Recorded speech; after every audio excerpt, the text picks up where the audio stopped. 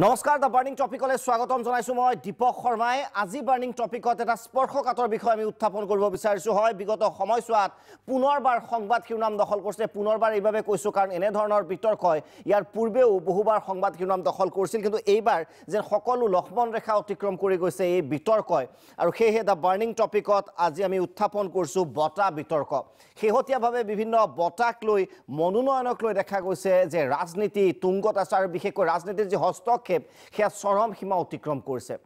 বটা বাহনসমূহে যি স্বীকৃতি প্ৰদান কৰে সৃষ্টি শিল্পীৰ সৃষ্টিক এই ক্ষেত্ৰত দেখা গৈছে যে বিতৰ্কসমূহে কৰবাত নহয় কৰবাত যি মূল্য সেই মূল্য হ্ৰাস কৰিছে নেকি বটাসমূহৰ নিশ্চয় পৰ্যবেক্ষণৰ সময় আৰু সেই বিষয়ে আমি কথা পাতিম আজি দা বাৰ্নিং টপিকত কেবাগৰাকী অতিথি উপস্থিত আছে ষ্টুডিঅ'ত এই বিষয়ে কথা পাতিবলৈ বিদগ্ধ সমালোচক সাহিত্যিক ডক্টৰ গোবিন্দ প্ৰসাদ শৰ্মা ডাঙৰীয়া উপস্থিত আছে স্বাগতম জনাইছো শৰ্মা ডাঙৰীয়া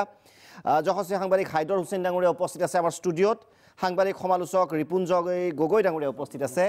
আৰু লগতে উপস্থিত আছে অধ্যাপক দিলীপ বৰা ডাঙৰীয়া আৰু যশস্বী সাহিত্যিক হৰে কৃষ্ণ ডেকা ডাঙৰীয়াৰ এক্সক্লুসিভ যি বিস্ফোৰক মন্তব্য সমগ্ৰ এই বিতৰ্ক সম্পৰ্কে বটা বিতৰ্ক সম্পৰ্কে আমি আপোনালোকক দেখুৱাম কেৱল সেয়াই নহয় যশস্বী সাংবাদিক কনক সেন ডেকা ডাঙৰীয়াও মতামত প্ৰকাশ কৰিব এই বটা বিতৰ্ক সম্বন্ধে ডক্টৰ লক্ষীনন্দন বৰা ডাঙৰীয়াৰো আমি মন্তব্য দেখুৱাম আপোনালোকক দা বাৰ্নিং টপিকত আৰু প্ৰাগ নিউজৰ editor in chief Ajit Kumar Bhuyan ডাঙৰীয়া আগবঢ়াব এডিটৰ্ছ ভিউ গতিকে সামগ্ৰিকভাৱে আমি চেষ্টা কৰিছো যাতে সকলো ধৰণৰ মন্তব্য আমি আপোনালোকক দেখুৱাব পাৰো এই প্ৰসংগ সন্দৰ্ভত কিন্তু প্ৰথমতে বিষয়টো মই আৰম্ভ কৰিব বিচাৰিছো ডক্টৰ গোবিন্দ প্ৰসাদ শৰ্মা ডাঙৰীয়া আপোনাৰ পৰা বটা শিল্পকৰ্মৰ এটা স্বীকৃতি আৰু এই স্বীকৃতিয়ে শিল্পী এজনক সাহিত্যিক এগৰাকীক আগুৱাই যোৱাত বা যথেষ্ট মনোবল দিয়ে বুলি ক'লে এক প্ৰকাৰৰ ভুল নহ'ব কিন্তু শেহতীয়া যি বিতৰ্ক দেখা গৈছে যে কৰবাত নহয় ইতিহাসৰ পাত লুটিয়ালে চালে বিতৰ্ক কৰবাত আগৰ পৰাই আছিল কিন্তু শেহতীয়াভাৱে তুংগত বুলি ক'লেও ভুল নহ'ব বিতৰ্ক আপোনাৰ মন্তব্য জানিব বিচাৰিছো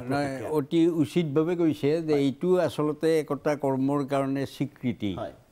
সাধাৰণ মানুহে সেই স্বীকৃতিৰ পিছত বুজিব লাগে তেওঁৰ গুণ কি কিন্তু এইটো যদিও আগৰ পৰাই ইমানখিনি তললৈ যোৱা নাছিলে এতিয়া কিছুদিনৰ পৰা বা যোৱা কেইবছৰমানৰ পৰা এনেকুৱা অৱস্থালৈ গৈ বৰ্তমান যিটো অৱস্থা হ'ল তাত পতিত হৈছে আৰু এই পতিত হোৱাৰ কাৰণ যদি চোৱা যায় তেন্তে এইটো অতি দুখজনক আৰু হতচকিত হ'বলগীয়া এটা অৱস্থা কাৰণ সাধাৰণতে যিটো অনুষ্ঠানে বঁটা দিয়ে সেইটো অনুষ্ঠানে বঁটা দিয়ে তেওঁলোকে তেওঁলোকৰ নিজৰ নিয়মাৱলীৰ আধাৰত তেওঁলোকে বিশেষজ্ঞ নিৰ্বাচন কৰে বিচাৰক নিৰ্বাচন কৰে আৰু বঁটাটো পায় তাত হস্তক্ষেপ নচলে তাতো আছিল মই কম পিছৰ ফালে তাতো কেনেকৈ ব্যতিক্ৰম ঘটে সেইবোৰ কম মই পিছত কিন্তু বৰ্তমান বাহিৰৰ এটা শক্তিয়ে এনেকুৱাভাৱে এইটো আচলতে এটা ব্যক্তিগত অনুষ্ঠান যিটোৱে বঁটা দিছে ব্যক্তিগত অনুষ্ঠান যোৱা কিছু বছৰত মই নকওঁ যে ইয়ে একেবাৰে ক্লিন আছিল ইয়াত লবি আছিল কিন্তু সেই লবিৰ পৰা এইবাৰ বাহিৰৰ হস্তক্ষেপ চলিলে আৰু যিটো ৰাজনৈতিক হস্তক্ষেপ যিটো অতি আচৰিত কথা ৰাজনৈতিক হস্তক্ষেপত অন্য দলৰ হ'লে কথা নাছিল কিন্তু শাসকীয় দলৰ হস্তক্ষেপ বুলি ভাবিবৰ যথেষ্ট ঠাই আছে আৰু সেইটো যে হ'ল ইয়াতকৈ ডাঙৰ দুৰ্ভাগ্যৰ কথা আৰু একো নাই এতিয়া এই যিটো স্বীকৃতিৰ কথা ক'লে এইটো কি ধৰণৰ স্বীকৃতি সকলো মানুহে বোধহয় বুজা হ'ব নিশ্চয় জনমানসত এই বঁটাৰ এতিয়া মৰ্যাদা কিমানখিনি থাকিব সেইটো এটা প্ৰশ্ন চিহ্ন ডক্টৰ দিলীপ বৰা ডাঙৰীয়া আপোনাৰ ওচৰত আহিব বিচাৰিছো মই মানে এইটো কথা ক'বলৈ বিচাৰিছোঁ যে ধৰক এটা সময়ত যেতিয়া আমাৰ ৰাজতন্ত্ৰ আছিল এতিয়া ধৰক বিক্ৰমাদিত্য ৰাজসভাৰ কথাই যদি আমি কওঁ নৱৰত্নৰ কথা আমি কওঁ এতিয়া ৰজাই ধৰক নিৰ্বাচন কৰিছিল সেই নিৰ্বাচনী প্ৰক্ৰিয়াও বোধ কৰোঁ ইমান নিখুঁত আছিল যে আজি নৱৰত্ন সম্পৰ্কত কিন্তু মানুহে আঙুলি টোৱাব নোৱাৰে আৰু সেই সময়ত ধৰক কালিদাস যেতিয়া শ্ৰেষ্ঠ কবি বুলি কোৱা হৈছিল কালিদাসক কিন্তু বিভিন্ন পৰ্যায়ত ৰজাৰ ঘৰত মানে তেওঁৰ এটা বেয়া অৱস্থা কৰিবৰ কাৰণে অন্যান্য পণ্ডিতে বিভিন্ন ধৰণে চেষ্টা কৰিছিল কিন্তু তেওঁ পৰা নাছিল শংকৰদেৱৰ ক্ষেত্ৰতো আমি দেখোঁ যে নৰনাৰায়ণৰ ৰাজসভাত শংকৰদেৱ নিজ গুণে বিভূষিত হৈ তেওঁৰ পৰীক্ষা দি পাছ কৰিছিল সেই পৰীক্ষা আজিও জনসমাজত তেওঁ পাছ কৰিয়ে আছে গতিকে তেনেধৰণে নিৰ্বাচনবিলাক হৈছিল তাৰ পৰিৱৰ্তে যেতিয়া আমাৰ গণতন্ত্ৰ আহিল দেখা গ'ল যে বিভিন্ন ধৰণৰ বঁটা বাহনৰ বিভিন্ন যিবিলাক অনুষ্ঠান কৰা হ'ল এই অনুষ্ঠানবিলাকত বহুততে ধৰক দেখা যায় সাহিত্য একাডেমীকে ধৰি এইবিলাক চৰকাৰী পৃষ্ঠপোষকতাত চলে কাৰণ চৰকাৰে পইচা দিয়ে আৰু চৰকাৰে বিভিন্ন ধৰণে তাক নিয়ন্ত্ৰণ কৰিবলৈও চেষ্টা সদায় কৰি থাকে তথাপি বহু দূৰলৈকে এইবোৰ খুব যোগ্য মানুহে পাইছে ভাৰতবৰ্ষত সেইটো এটা ইতিহাস আছে গতিকে সেই ইতিহাসে আমাক ইমান দুখ দিয়া হয়তো নাছিল শেহতীয়া আজি কিছুদিন ধৰি পেলাই দেখা গৈছে যে এই গোটেই বস্তুবিলাকক এক ধৰণে ৰাজনৈতিক নিয়ন্ত্ৰণ কৰিবৰ কাৰণে খুব চেষ্টা কৰা হৈছে অকল এইটো বুলিয়েই নহয় ধৰক আজি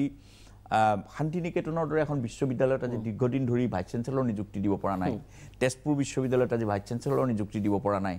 এই গোটেইবিলাকৰ লগত এটা ৰাজনৈতিক অংক সাংঘাতিক ধৰণে জড়িত হৈ পৰিছে গতিকে মই ভাবোঁ যে এইটো সমাজ জীৱনৰ কাৰণে অত্যন্ত এটা দুখজনক কথা মানুহৰ হাতত ক্ষমতা অহাৰ লগে লগে ক্ষমতাৰ এনেকুৱা ধৰণৰ অপব্যৱহাৰ হোৱাটো মানে গণতন্ত্ৰৰ কাৰণে এটা দুৰ্ভাগ্যজনক পৰিস্থিতি বুলি পেলাই নিশ্চয় হাইদৰ হুছেইন ডাঙৰীয়া বঁটাত ৰাজনীতি চৰকাৰী হস্তক্ষেপ নহয় বিগত কালছোৱাত বঁটাৰ ক্ষেত্ৰত পৰোক্ষভাৱে চৰকাৰী হস্তক্ষেপ কম বেছি পৰিমাণে হয়তো আগতো হৈছিল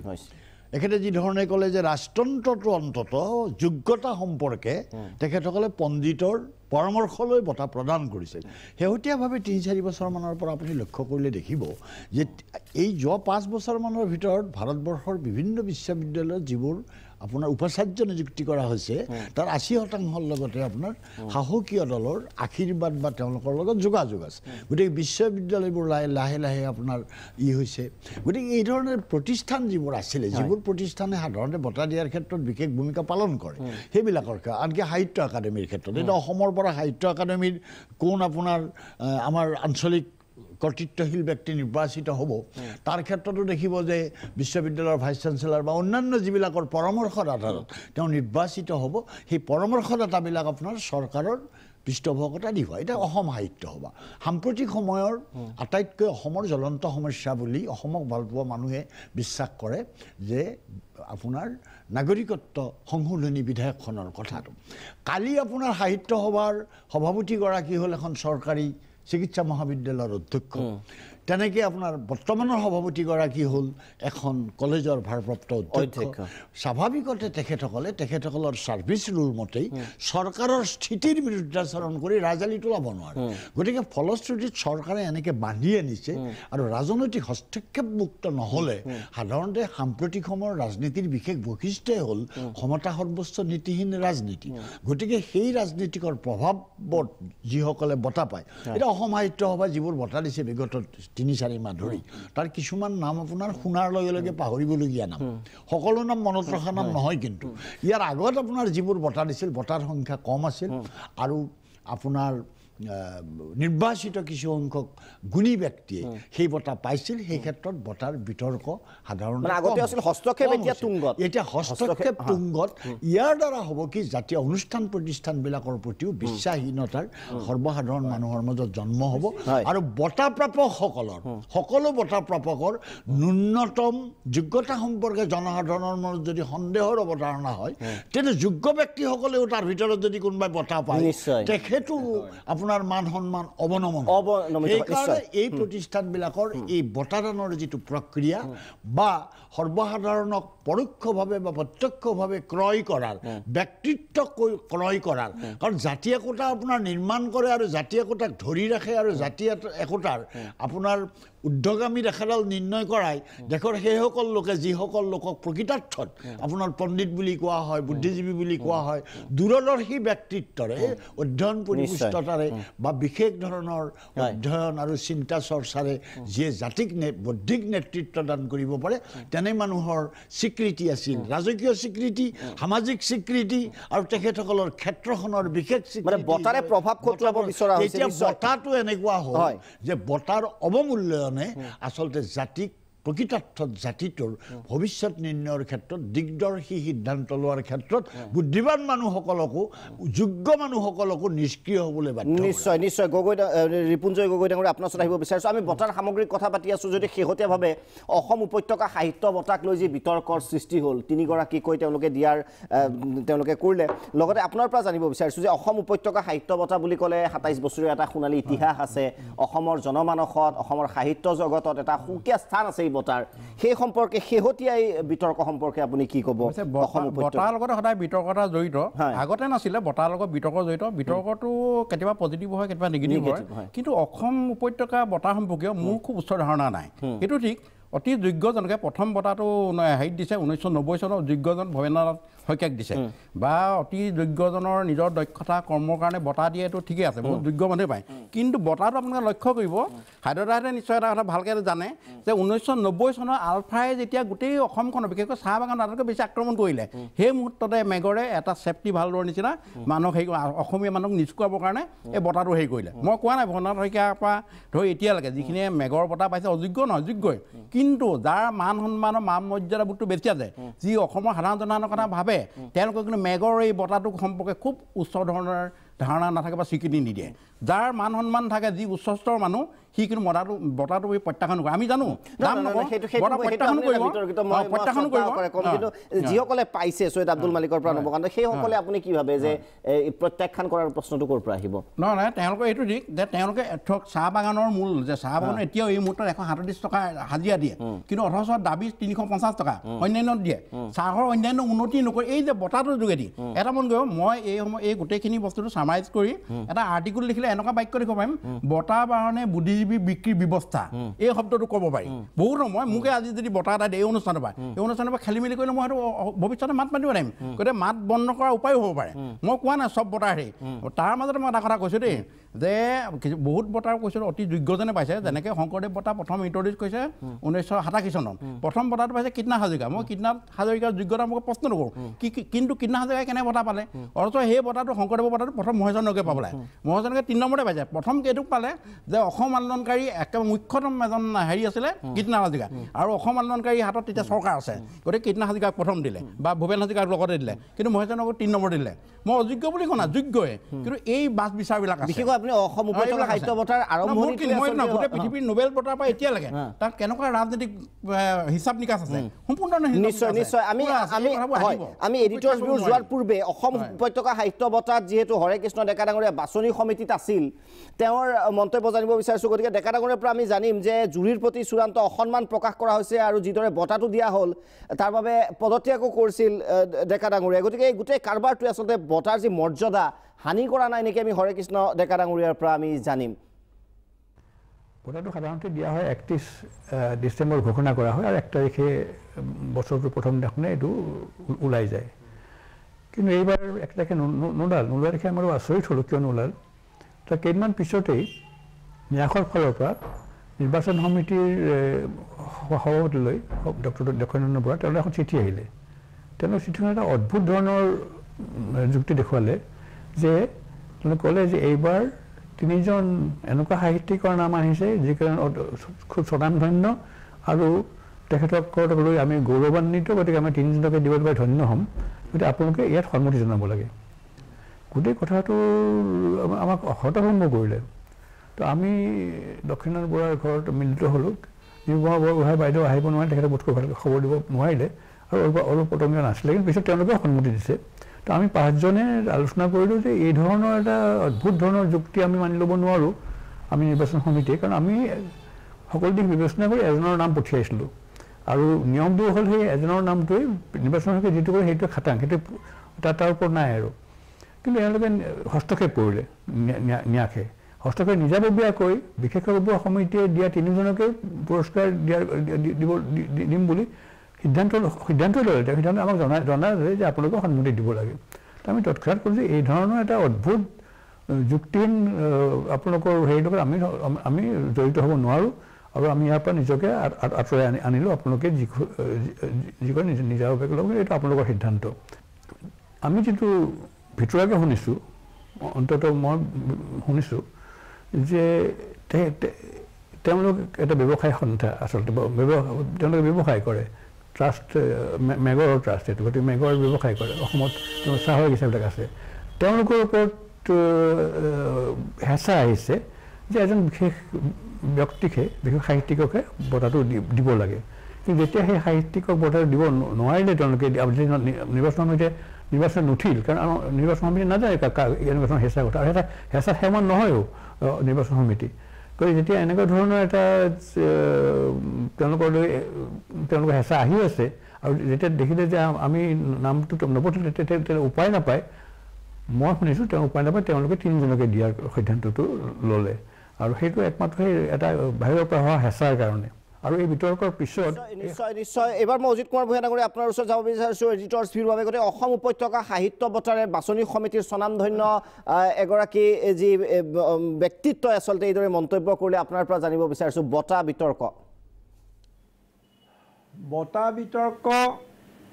বুলি ক'লে অসমত শেহতীয়াকৈ বঁটা প্ৰদানক লৈ যিবোৰ ঘটনা ঘটিছে আৰু এটা বছৰত সেইদিনা কোনোবাই হিচাপো দিছে যে প্ৰায় 400 ওচৰ চুইছেগৈ বঁটাই মই সামাজিক অনুষ্ঠানবিলাকে দিয়া বঁটাৰ বিষয়ে ক'ব খোজা নাই বা অপমানো কৰিব খোজা নাই মই নিজেও হয়তো 2-4টা সামাজিক অনুষ্ঠানৰ বঁটা গ্ৰহণ কৰিছোঁ কিন্তু আজি যিটো অৱস্থা এতিয়া আমি বঁটা বুলি কৈ দিয়াৰ লগে লগে সিদিনা শেষ হৈছে অসম সাহিত্য সভা অসম সাহিত্য সভা আজি এনেকুৱা এটা অৱস্থাত উপনীত যে আসলতে তেওঁলোকৰ বিষয়ে অসম সাহিত্য সভাৰ বিষয়ে আলোচনা কৰিবলৈকে লাজৰ অৱস্থা এটা হৈছে এইটো বোধকৰো সকলো একমত হ'ব কি আছে আলোচনা কৰিবলৈ এজন গ্ৰাণ্টাৰ গ্ৰাছ জাৰ্মান সাহিত্যিক ভাৰতবৰ্ষত আছিলে তেতিয়া এটা কথা উঠিছিলে যে ভাতৰ পাতত ইণ্ডিয়ান মানে ভাৰতীয় বিষয়ে আলোচনা কৰাটোৱে পাপ যেন কথা এটা আছিলে গতিকে আজি অসম সাহিত্য সভাৰ বিষয়ে মানে মই প্ৰসংগক্ৰমে কৈছোঁ যে আলোচনা কৰাটোৱে আচলতে এটা অত্যন্ত মানে খুব লজ্জাজনক কথা হৈছে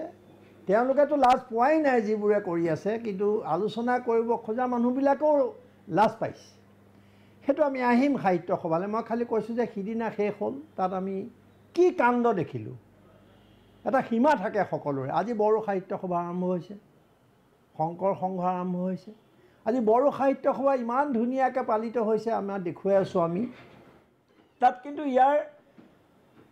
শতকৰা 5% কোনো বিতৰ্ক নাই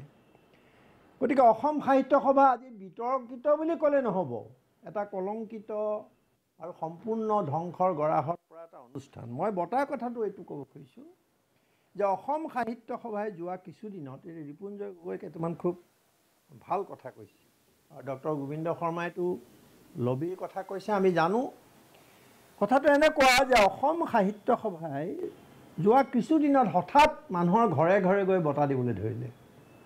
আৰু কিছুমান মানুহক তেওঁলোকে নিৰ্বাচন কৰিলে মাতিলে এতিয়া কথা হ'ল যে আমি তেওঁলোকক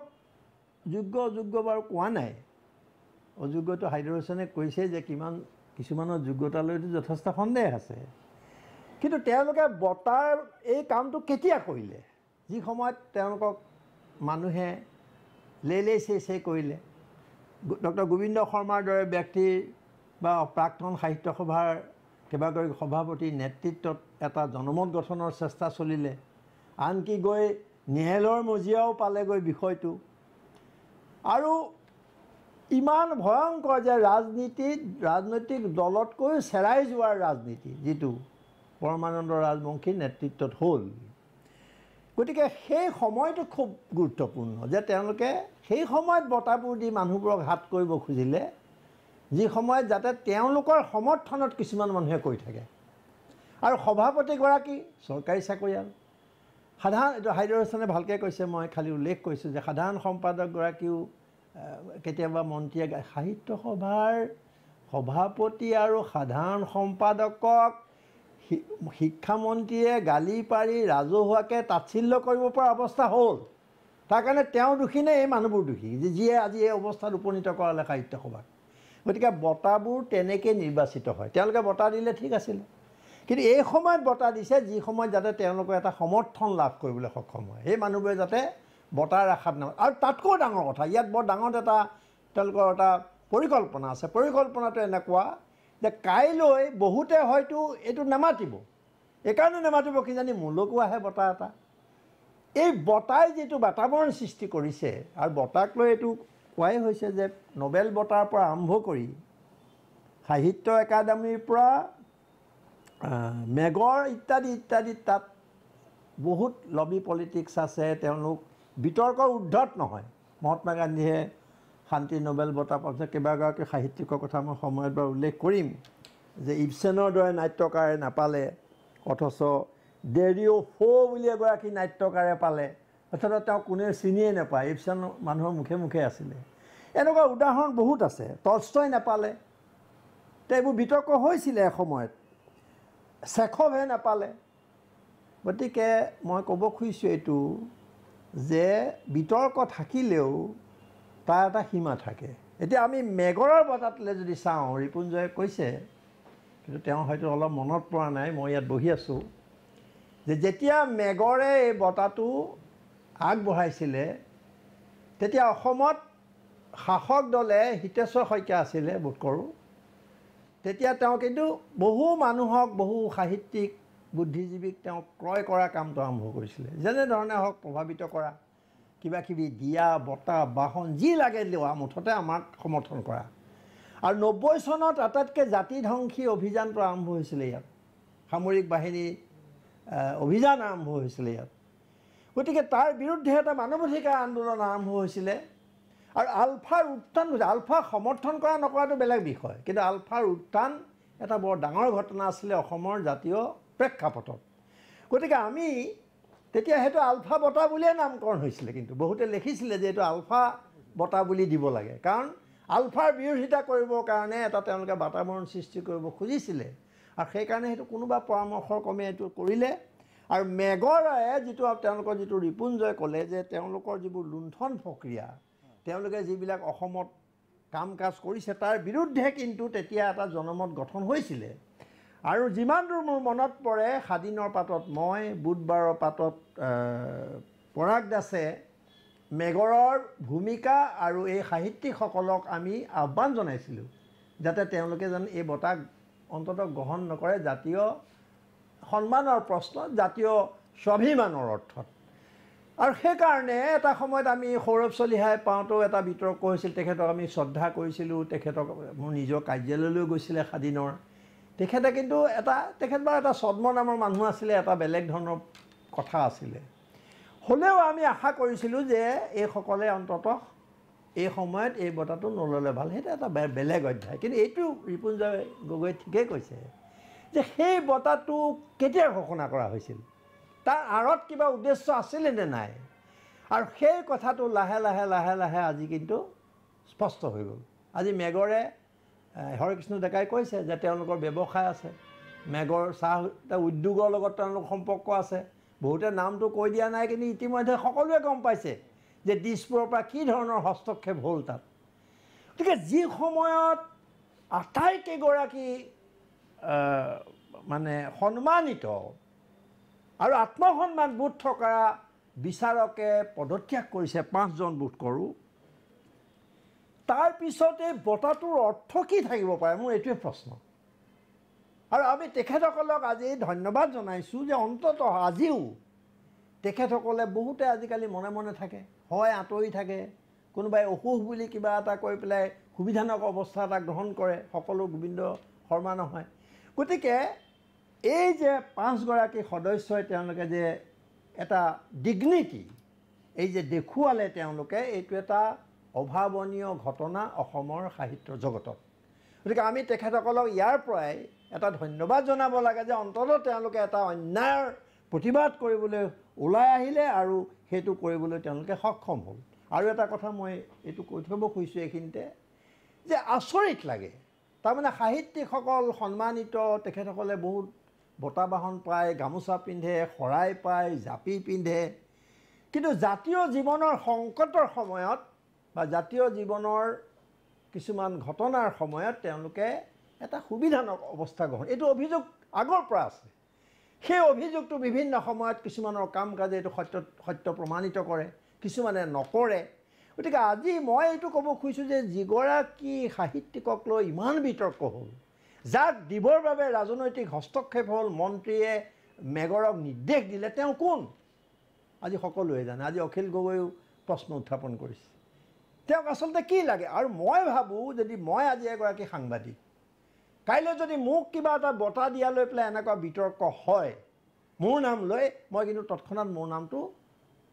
উঠাই ল'লোহেঁতেন। মই ক'ব খুজিছোঁ কি, মই বুজাব পাৰিছোঁ নে নাজানো। গতিকে সেই সাহিত্যিকগৰাকীয়ে যাৰ নামত বিতৰ্ক হ'ল, যাৰ লৈ ইমান হুলস্থুল লাগিল, ইমান বৰেণ্য সাহিত্যিকসকলে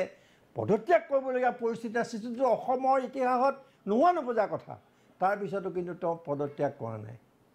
পদত্যাগ নহয়, তেওঁ মানে নামটো উঠাই লোৱা নাই, তেতিয়াহ'লে আজি তেওঁলোকৰ সন্মান ক'ত আছে? ৰাইজে কি কাৰণে তেওঁলোকক সন্মান কৰিব লাগিব? এই প্ৰশ্নবোৰ কিন্তু খুব বৰ জোৰেৰে আমাৰ সন্মুখত মানে আহি উপস্থিত হৈছে। নিশ্চয় ইয়াৰ পিছত সাহিত্য সভা কথা আছে, ইয়াৰ লগত মানে একেধৰণৰ কথা, সাহিত্য একাডেমীৰ কথা আছে। আমি এই কথাবোৰ নিশ্চয় পাতিব লাগিব। নিশ্চয় সাহিত্য সভাৰ প্ৰসংগ আছে, সাহিত্য একাডেমীৰ প্ৰসংগ আছে। এইখিনিতে সময় আছে এক চমু বাণিজ্যিক বিৰতিৰ। আমি উভতি আহিম বিৰতিৰ পাছত।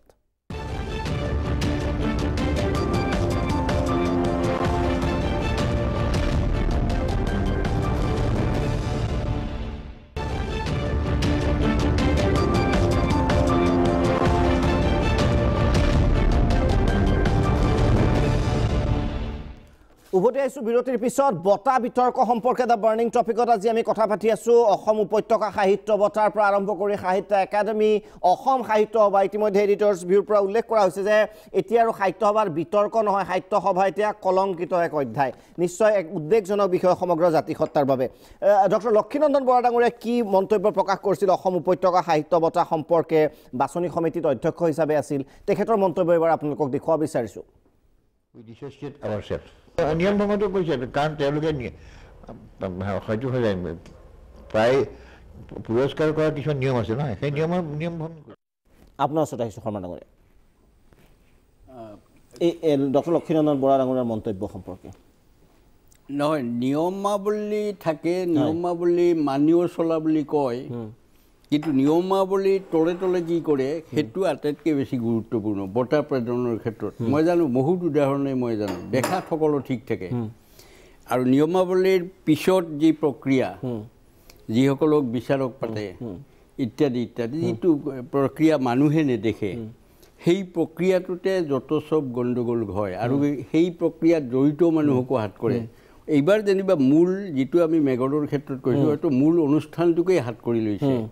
বা ভয় দেখুৱাইছে বা হেৰি কৰিছে। আৰু বাছনি সমিতিৰ অধ্যক্ষ স্পষ্টভাৱে এনেধৰণৰ মন্তব্য কৰিছে। বাছনি কমিটিৰ অধ্যক্ষই এনেভাৱে স্পষ্ট অনুৰোধ কৰে, কিন্তু নিয়মাৱলী সকলো মানি চলাটো সদায় দেখা যায়, কেতিয়াবা দেখা নাযায়। যেনে আগৰবাৰ এই যিটো অসম সাহিত্য সভাৰ যিটো এনেকৈ অসম সাহিত্য একাডেমীৰ, ভাৰতীয় সাহিত্য একাডেমীৰ যিটো যুৱ বঁটা আছিল, তাতে নিয়মাৱলী কিন্তু ভংগ কৰি দিছিল, আৰু ভংগ কৰি দি ধৰা পৰিলে, ধৰা নপৰিব বুলি ভাবিছিল, ধৰা পৰিলে। তে সেইটোত নিয়মাৱলী ভংগ কৰিলে। বাকী বেছিভাগতে দেখিব যে নিয়মাৱলী ঠিকেই মানিছে, কিন্তু তলে তলে যিটো প্ৰক্ৰিয়া আছিল নিৰ্বাচনৰ, সেই প্ৰক্ৰিয়াটোত গণ্ডগোলবিলাক কৰা হয়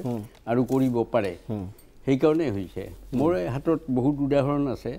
মই দিব পাৰিম, কিন্তু সম্প্ৰতি অকল মেগৰেই যে এইটো কৰিলে সেইটো নহয়, এইটো এটা বিস্ফোৰণ, এটা আগ্নেয়গিৰিৰ এটা বিস্ফোৰণ, তাৰ তলত আৰু বহুতো নিশ্চয় হয়। ভূঞা ডাঙৰীয়া, হয় শৰ্মা ডাঙৰীয়া, আমি বিচাৰিছোঁ কি যে বহুতে নকয় আপোনাৰ দৰে সাহ কৰি, বহুতে আপোনাৰ দৰে সাহ কৰি নকয়। আপুনি আজি এই সুযোগতে কিন্তু কথাবোৰ খোলাখুলিকৈ যিমান পাৰে কোৱা ভাল। কেনেকৈ কয় মানে নিয়মাৱলীকে থাকে, কিন্তু নিয়মাৱলীটো সলনি হয় কেনেকৈ? হয়, কিয় হয় অকণমান স্পষ্টকৈ যদি কয়। নহয় আজি কওক। নহয়, মই কৈছোঁ কি দেখাত নিয়মাৱলী যে মনা নাই সেইটো নহয়েই, দেখাত নিয়মাৱলী মানি চলিছে। এইবাৰ যিটো বঁটাৰ ক্ষেত্ৰত বিতৰ্ক হ'ল, এইবাৰ নিয়মাৱলী একেবাৰে ভংগ কৰি দিলে। এইটো একেবাৰে সঁচা আৰু অদ্ভুত ধৰণৰ কথা। এই প্ৰক্ৰিয়াটো যোৱা 3 বছৰৰ পৰা দেখিছোঁ যে এতিয়া গভমেণ্ট ওৱান ৱে, কাৰো কথা নুশুনে, গভমেণ্টে যি কৰিব খোজে সেইটো কৰিবই। গতিকে ইয়াত চৰকাৰী বোলক বা ৰাজনীতিক দলটোৰ বোলক, শাসকীয় দলটোৰ বোলক, তেওঁলোকৰ হস্তক্ষেপটো এইবাৰ পোনপটীয়াভাৱে কৰা হ'ল। আগতে তেওঁলোকে নকৰিলেও কিন্তু লবি কেন্দ্ৰিকতা থাকে, নিয়মাৱলী মানি চলে, কিন্তু লবি কেন্দ্ৰিকতা থাকে। ইয়াত মানে এতিয়া সাহিত্য একাডেমীৰে উদাহৰণ লাগে নে মেগৰৰে উদাহৰণ লাগে যদি দিব লাগে, পোনপটীয়াকৈ ক'ব খুজিছে। মেগৰৰ প্ৰথম অৱস্থাত 1990, 91, 92 মই যিসকলক প্ৰাথমিক অৱস্থাত মতামত আনে তেনেকুৱা মতামত মোলৈ গৈছিল, আজিকালি নাযায় কিন্তু। আচ্ছা, তাৰপিছত মই দিয়া এবাৰ যিজনক দিছিলোঁ হোমেন বৰগোহাঁই পাই গ'ল। আচ্ছা, পিছৰবাৰ মেগৰৰ পৰা এজন মানুহ গ'ল, এইটো হয়তো 92, 93 চন এনেকুৱা হ'ব। আৰু গৈ গ'লে যোৱাবাৰ আপুনি বৰ ভাল অপিনিয়ন দিছিল তেখেতে পাই গ'ল এইবাৰ অমুকক দিয়ক মই নামটো নকওঁ এতিয়া ক'ব খোজা নাই এইবাৰ অমুকক দিয়ক মই কিন্তু খং দেখুৱাই এওঁলোকৰ অপিনিয়নটো কাক দিব সেইটো তেওঁলোকে নিৰ্ধাৰণ কৰি দিছে কৈছে যে আপুনি এইবাৰ অমুকক দিয়ক তাৰমানে যোৱাবাৰ আপুনি দিয়াৰ কাৰণে পালে এইবাৰ আপুনি দিয়ক মই দিয়াৰ কাৰণে নিশ্চয় পোৱা নাই কাৰণ অকল মইতো নহয় বহুতৰ পৰা মতামত দিয়ে কিন্তু নহয় এনেকৈ তাৰমানে প্ৰত্যেকৰ ঘৰলৈকে গৈছে হয়তো তেওঁলোকৰ প্ৰতিনিধি গৈছে আৰু তাৰপিছত খুজিছে মই কিন্তু একেবাৰে খং দেখুৱাই দিলোঁ যে আপোনালোকে মোৰ তাত আৰু কেতিয়াও নাহিব আৰু মই এতিয়াৰ পৰা আপোনালোকৰ তাত জড়িত নহওঁ আজিলৈকে মই জড়িতও হোৱা নাই তাৰপিছত এইটো এটা উদাহৰণ ওপৰৰ লেভেলত আগৰ পৰা শুনি থাকোঁ যি বতাই কথা নকওক যে এইবাৰ অমুকে পাব আচ্ছা অমুকে পাবতো কেনেকৈ কোনে জানে কেনেকৈ আগতে ক'ব পাৰে ইমান মানে গুপুতে কামবিলাক কৰা হয় কোন হেৰি আছে জানিব নোৱাৰি কিন্তু তাৰপিছতো কেনেকৈ আগতে এইবাৰ অমুকে পাব আৰু সঁচা সঁচিকৈ পাই যায় আৰু তাৰপিছত কিমান চাৰ্কাছ চলে বাতৰি কাকতত যিজনে পাব তেওঁৰ বিষয়ে কিমান লেখা মেলা ওলায় তেওঁৰ গুণ বখনা প্ৰবন্ধ ওলাই যায় ইত্যাদি ইত্যাদি গতিকে এই এটা ডাঙৰ চাৰ্কাছৰ প্ৰক্ৰিয়া আৰু সেই চাৰ্কাছ যি ভালকৈ দেখুৱাব পাৰে সি বঁটা পাই যায় মইতো দেখি আছোঁ 93 চনত আপুনি উজ্জ্বল কৰিলে আপুনি নাম নিদিলে তাৰপিছত মই দিব এৰিছোঁ আৰু মোক নামাতেও নিশ্চয় মানে বিতৰ্ক মানে এতিয়া নহয় আৰু পূৰ্বতে আছে এইবাৰ বিস্ফোৰণ হৈছে সনন্ত মই আহিম আপোনাৰ ওচৰলৈ সনন্ত তাঁতী ডাঙৰীয়াই বঁটা সন্দৰ্ভত কি মন্তব্য প্ৰকাশ কৰিছিল আমি দেখুৱাব বিচাৰিছোঁ এগৰাকী শিল্পীৰ বিষাদ গাথা বুলি ক'লেও ভুল নহ'ব অসহায় অৱস্থা বুলি ক'লেও ভুল নহ'ব বঁটা সন্দৰ্ভত মন্তব্যটো দেখুৱাইছোঁ সমগ্ৰ অসমৰ বাবে যথেষ্ট গুৰুত্বপূৰ্ণ এই মন্তব্য এগৰাকী সাহিত্যিক তেওঁৰ মন্তব্য ভালে লাগিছে কিন্তু অলপ ৰাজনীতিৰ গোন্ধ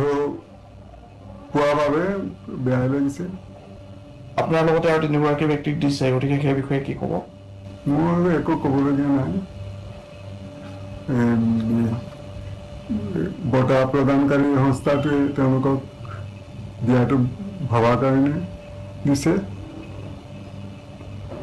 চ' আপুনি ভাবে নেকি যে এনেধৰণে বিতৰ্কলৈ গ'লে বঁটা এটাৰ যিটো মৰ্যাদা থাকে সেই মৰ্যাদাটোক অপমান কৰা হয় কাৰণ তাক খুব সন্মানীয় এটা বঁটাৰ মৰ্যাদা নিশ্চয় অলপ ক্ষুণ্ণ হয় আৰু এই ধৰণৰ বিতৰ্ক থাকিব নালাগে বঁটা দিয়াৰ ক্ষেত্ৰত হয় আৰু যদি বঁটা দিয়াৰ ক্ষেত্ৰত এনেধৰণৰ বিতৰ্কৰ সৃষ্টি হয় তেতিয়া নিশ্চয় গগৈ ডাঙৰীয়া আপোনাৰ ওচৰত আহিব বিচাৰিছোঁ ছাৰে ক'লে যে পক্ষপাতিত্বটো প্ৰথম অৱস্থাৰ পৰাই আছে মোৰতো ব্যক্তিগতভাৱে মেগৰৰ বঁটাক লৈ কোনো সামান্য আস্থা নাই ইয়াৰ পাছত আপোনাৰ ধৰক মই যিবোৰ সাহিত্য একাডেমী বা সাহিত্যসভাৰ কথা যদি কওঁ তাতো বহুত পক্ষপাতিত্ব আছে মই ছাৰৰ লগত ওলোৱাৰ আগতে পাতিছিলোঁ যে এতিয়া সাহিত্য একাডেমী নিশ্চয় যোগ্য মানুহে পাইছে সন্দেহ নাই সাহিত্য একাডেমী প্ৰথম আমাৰ অসমীয়া পাইছিলে বনফুলৰ কবি যতীন দুৱাৰে পাইছিলে 1955 চনত তাৰপৰা বহুতখিনি যোগ্য মানুহ পাইছে কিন্তু তাৰ মাজত আমি যদি লওঁ মই থিতাতে ছাৰে কেইবাজনো কৈছিলে থিতাতে মই দুজন অসমৰ যিকেইজনৰ নাম নলে তেওঁ বোলোতা নাই যেনে ডক্টৰ মহেন্দ্ৰ বৰা ডক্টৰ মহেশ্বৰ নেওগ তেওঁলোকৰ দুজনৰ নাম এইটো কাৰণে লওঁ মোৰ কাষৰ গাঁৱৰজন হৈছে ডক্টৰ মহেন্দ্ৰ বৰা সিপাৰৰ গাঁওখন হৈছে মহেশ্বৰ নেওগ গতিকে মই মনত ৰাখিছোঁ মহেশ্বৰ নেওগৰ সমান এতিয়া যিমানখিনিকে সাহিত্য একাডেমী পালে তেওঁলোক মহেশ্বৰ নেওগৰ হয়তো 5% মান সমকক্ষ হ'ব সৰহভাগটো ধাৰে কাছেও নাযায় অৰ্থাৎ বহুতে পাইছে কিন্তু মহেশ্বৰ নেওগ বা হেৰিয়ে নাপালে গতিকে বঁটাটো কিমানৰ কি তাত ওলাই পৰিছে আৰু শেহতীয়াকৈতো আমি জানো সাহিত্য একাডেমী কেন্দ্ৰ কৰি কিমান ধৰণে ৰাজনীতি চলে আমি বিভিন্ন খা খবৰলৈ যিহেতু সংবাদজগতৰ লগত জড়িত তেতিয়া গম পাওঁ যেতিয়া উজনিত সাহিত্য একাডেমী বিশেষ মানুহ থাকিব নামনিৰ কবি সাহিত্যবোৰ চব উজনিতে দৌৰে ডিব্ৰুগড় ইউনিভাৰ্চিটিলে আৰু ইয়াত যেতিয়া থাকিব তেতিয়া তাৰবোৰ ইয়াত দৌৰে এইবোৰ কিয় নানা ধৰণে মেনিপুলেশ্যন চলে গতিকে এতিয়ালৈকে বঁটাটো এইটো ঠিক সদায় সময়তকৈ ডাঙৰ বিচাৰক নাই যিবিলাক বিচাৰক মানুহখিনিতো তেওঁলোকৰো যোগ্যতা সীমাবদ্ধ আছে তেওঁলোকতো একেবাৰে আল্টিমেট কিবা অথৰিটি নহয় যে তেওঁলোকৰ বিচাৰক লৈ আমাৰ সন্দেহ থাকে এতিয়া যিবিলাকে বঁটা বাহন পাই আছে বঁটা বাহন আমি যদি চাওঁ বহুত যোগ্য মানুহ নাথাকে এতিয়া সন্মুখা বহি আছে ডক্টৰ গোবিন্দ প্ৰসাদ শৰ্মা ছাৰ তেওঁ সাহিত্য একাডেমী পোৱা যোগ্য বা শশী শৰ্মা ছাৰ 200খনতকৈ অধিক কিতাপ লিখিছে মই এনেই সংখ্যা বৃদ্ধি বুলি জানো যথেষ্ট মান বিশিষ্ট তেওঁলোকৰ নাম ধাৰে কাছেও নাহে গতিকে এতিয়া দেখোঁতে বহুত সময় গাধক পিটি ঘোঁৰা কৰিব বিচাৰিছে কিন্তু গাধক ঘোঁৰা কেতিয়াও হ'ব নাই সময় সদায় বিচাৰ কৰিব আমি এই মুহূৰ্তত মই এটা কথা নক'লে নহ'ব নোবেল প্ৰাইজ প্ৰথমে পাইছে পৃথিৱী 1901 চনত চুলি পুডু তেওঁৰ নামটো আমি তথ্য দিবৰ কাৰণে বলপূৰ্বক মনত ৰাখিছোঁ কোনো স্বতঃস্ফূৰ্ত নহয় চুলি পুডুৰ নাম কোনেও নাজানে কিন্তু অথচ 1901 পৰা 1910লৈকে যদি 10 বছৰ চাওঁ তাত টলষ্টয় জীয়াই আছিল 1910ত টলষ্টয় আছিলেগৈ কিন্তু টলষ্টয় বঁটাটো নাপালে এই প্ৰথম 10 বছৰ যিখিনি পালে অকল ৰুডাৰ্ট ক্লিপ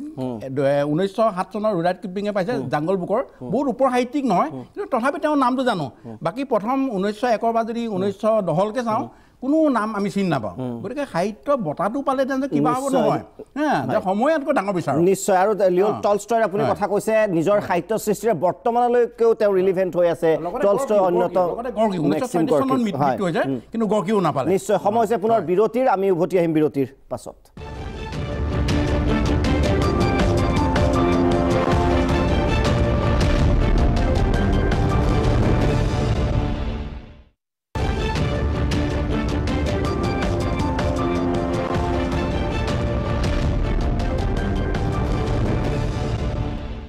উভতি আহিছোঁ বিৰতিৰ পিছত এইবাৰ যদি অসম সাহিত্য সভাৰ প্ৰসংগ উল্লেখ কৰোঁ ডক্টৰ দিলীপ বৰা ডাঙৰীয়া আপোনাৰ ওচৰত আহিব বিচাৰিছোঁ সাহিত্য সভা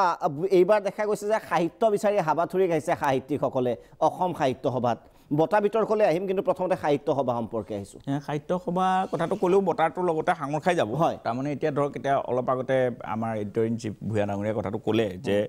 তেওঁলোকে কি পটভূমিত কেনেকুৱা ধৰণৰ পৰিপ্ৰেক্ষিতত ঘৰে ঘৰে গৈ বঁটা দিছে কিন্তু কথাটো হ'ল কি মই এই কথাটো তেতিয়াও এখন কাকততে এই কথাটো লিখিছিলোঁ যে অসমৰ সমাজ জীৱনত আজি এনেকুৱা ধৰণৰ কোনো ব্যক্তি নোলাল একেবাৰে বিয়াগুম কাকতৰ সম্পাদকৰ পৰা আৰম্ভ কৰি আমাৰ বামপন্থী নেতালৈকে বহুত মানুহক তাৰমানে বামপন্থী লেখকলৈকে বহুত মানুহকে মানে বঁটা দিয়া গ'ল প্ৰত্যেকে কিন্তু অতি সানন্দে সেই বঁটাটো গ্ৰহণ কৰিলে কিন্তু কোনেও এনেকুৱা এটা কথা নক'লে যে যিজন মানুহক সামাজিকভাৱে অপদস্থ কৰা হৈছে যিজন মানুহে সাহিত্য সভাক কলংকিত কৰিছে বুলি বাৰে বাৰে মানুহে কৈ আছে সেইজন মানুহৰ হাতেদি আমি বঁটা নলওঁ এই কথাটো কেতিয়াও নুঠিল আৰু আটাইতকৈ ডাঙৰ কথা যে অসমৰ সমাজ জীৱন আজি এনেকুৱা ধৰণৰ হৈ আছে যে এতিয়া যে বঁটা যে তেওঁলোকে দি আছে এই বঁটা দিয়া তেওঁলোকৰ 100-150 বঁটা আছে প্ৰত্যেকটো বঁটাৰ পিছফালে আৰু 100-150 মানুহ লাইন পাতি আছে কিন্তু গতিকে এনেকুৱা নহয় যে ক'লে বঁটাটো কাটা যাব বুলি না গোটেই ঘটনাটো হৈছে এনেকুৱা ধৰণৰ সাহিত্য সভাতেই হওক বা সাহিত্য একাডেমীতেই হওক বা মেগৰ বঁটাতেই হওক বঁটাতেই যে খেলিমেলিটো লাগিছে এনেকুৱা কথা নহয় সমগ্ৰ সাহিত্য সংস্কৃতিৰ যিটো চিন্তা সাহিত্য সংস্কৃতিটো অকল যে ক্ৰিয়েটিভ লিটাৰেচাৰ কৰিছে এইটোৱেই নহয় আচলতে সমাজখনক আমি ক'ব নোৱাৰাকৈ কিছুমান দিক নিৰ্দেশনা দিছে এখন উপন্যাস বা এখন গল্প আমি ক'ব নোৱাৰোঁ যে এইখন আমাৰ এটা আন্দোলনৰ পাম্পলেট কিন্তু সেই উপন্যাসখন এটা ভিতৰি এটা সজাগ এটা আন্দোলন এটা তৈয়াৰ কৰে গতিকে সাহিত্যৰ এটা সামাজিক ইম্পেক্ট আছে এতিয়া এটা চেষ্টা কৰা গৈছে যে কোনো ধৰণৰ ইম্পেক্ট বুলি এটা বস্তু নাই আপুনি দেখিব অলপ পিয়ৰ লিটাৰেচাৰ যোৱাবাৰ আৰম্ভ হৈছে সাহিত্য উৎসৱৰ নামত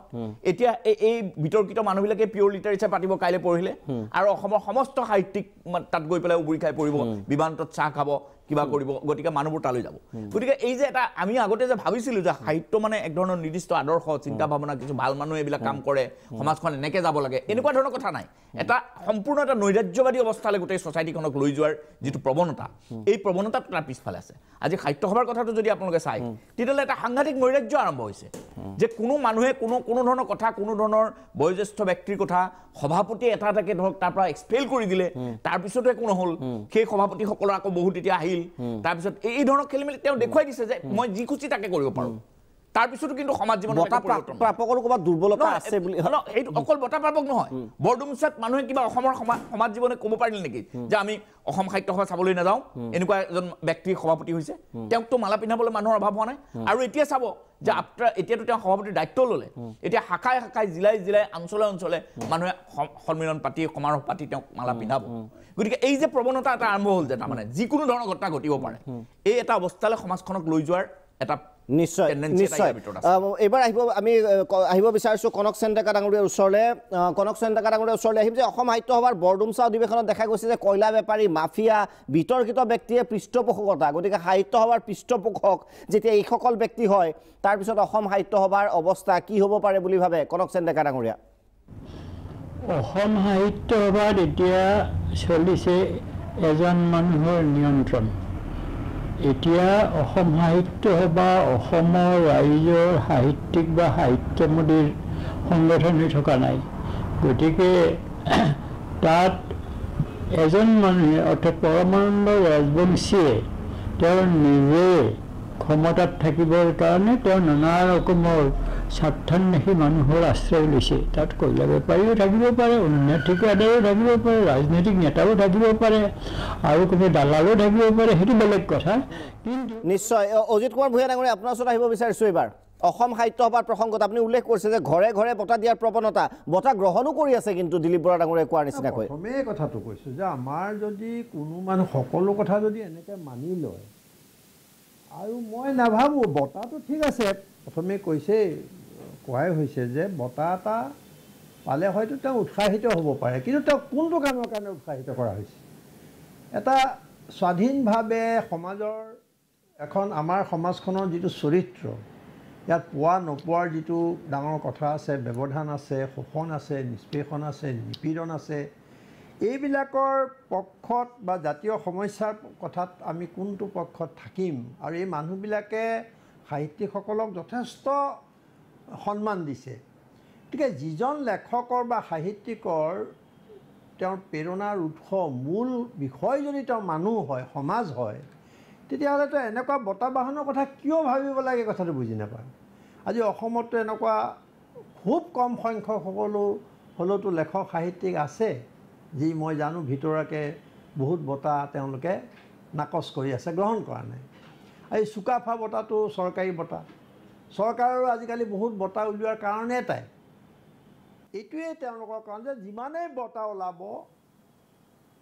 তেতিয়াহ'লে বহুতে হয়তো সেইটোকে লক্ষ্য কৰি লৈ, বঁটাটোকে লক্ষ্য কৰি লৈ তেওঁলোকে কাম কৰি যাব। এটা ডাঙৰ পৰিকল্পনা আছে তেওঁলোকৰ। যদি এজন লেখকে লিখিবলৈ বহিয়েই ভাবে যে মই এই বঁটাটো পাব লাগিব, তেতিয়াহে মই বিখ্যাত হৈ যাম, মানুহৰ মালা পিন্ধিব পাৰিম, গামোচা ল'ব পাৰিম ডিঙিত, তেতিয়াহ'লে তেওঁ শেষ বিচাৰত কিন্তু সমাজৰ পক্ষত বা ৰাইজৰ পক্ষত থিয় হ'ব নোৱাৰে। প্ৰথমতে দিলীপ বৰাই যিটো কৈছে ৰাজসভাত আছিলে, কিন্তু তেওঁলোকৰ ব্যক্তিত্ব এনেকুৱা আছিলে যে তেওঁলোকে উপায়হীন হৈ যদি কিবা এটা কৰিছিলোঁ, কিন্তু তেওঁলোকে ব্যক্তিত্বক জলাঞ্জলি দিয়া নাছিলে, বা তেওঁলোকৰ ডিক্টেশ্যনত, তেওঁলোকৰ শ্ৰুতলিপিত তেওঁলোকে একো সৃষ্টি কৰা নাছিলে। এতিয়াও কিন্তু গণতন্ত্ৰৰ যুগতো আমি দেখিছোঁ যে জনসভা ৰজা আৰু প্ৰজাৰ মাজত কিন্তু আছে তলে তলে। এতিয়াও ৰজাঘৰীয়া সাহিত্যিকৰ বা প্ৰয়োজন হ'লে মানুহৰ স্বাৰ্থক বিসৰ্জন দি, জাতিৰ স্বাৰ্থক বিসৰ্জন দি ৰজাঘৰক প্ৰশস্তি গোৱা সাহিত্যিক লেখক বহুত আছে এতিয়াও। আৰু কিছুমান এনেকুৱা আছে যে যিসকলে খুব স্পষ্ট কথা নকয়। এইকাৰণে নকয় তেওঁলোকে যে হয়তো কিবা এটা হেৰাই যাব, কাৰণ চৰকাৰৰ হাতোৰাটো এতিয়া চাৰিওফালে বিস্তৃত। আজি কিছুমান আছে বহুতে হয়তো নিজে দৰখাস্ত নকৰিব পাৰে, কিন্তু এইবাৰ পদ্মশ্ৰীৰ কাৰণে কিমান দৰখাস্ত হৈছে? 17,000 নে কিমান হৈছে ভাৰতবৰ্ষত। মানে কথাটো কৈছোঁ মই। গতিকে ইয়াৰ পৰা ৰাজ্যখনৰ পৰা এটা ৰিকমেণ্ডেশ্যন যাব লাগিব, তাৰ কাৰণে লবি হয়। সকলোৱে কৰে বুলি মই কোৱা নাই, কিন্তু কমেহে নকৰে। আজি হয়তো PG বৰাই লবি কৰা নাই, কিন্তু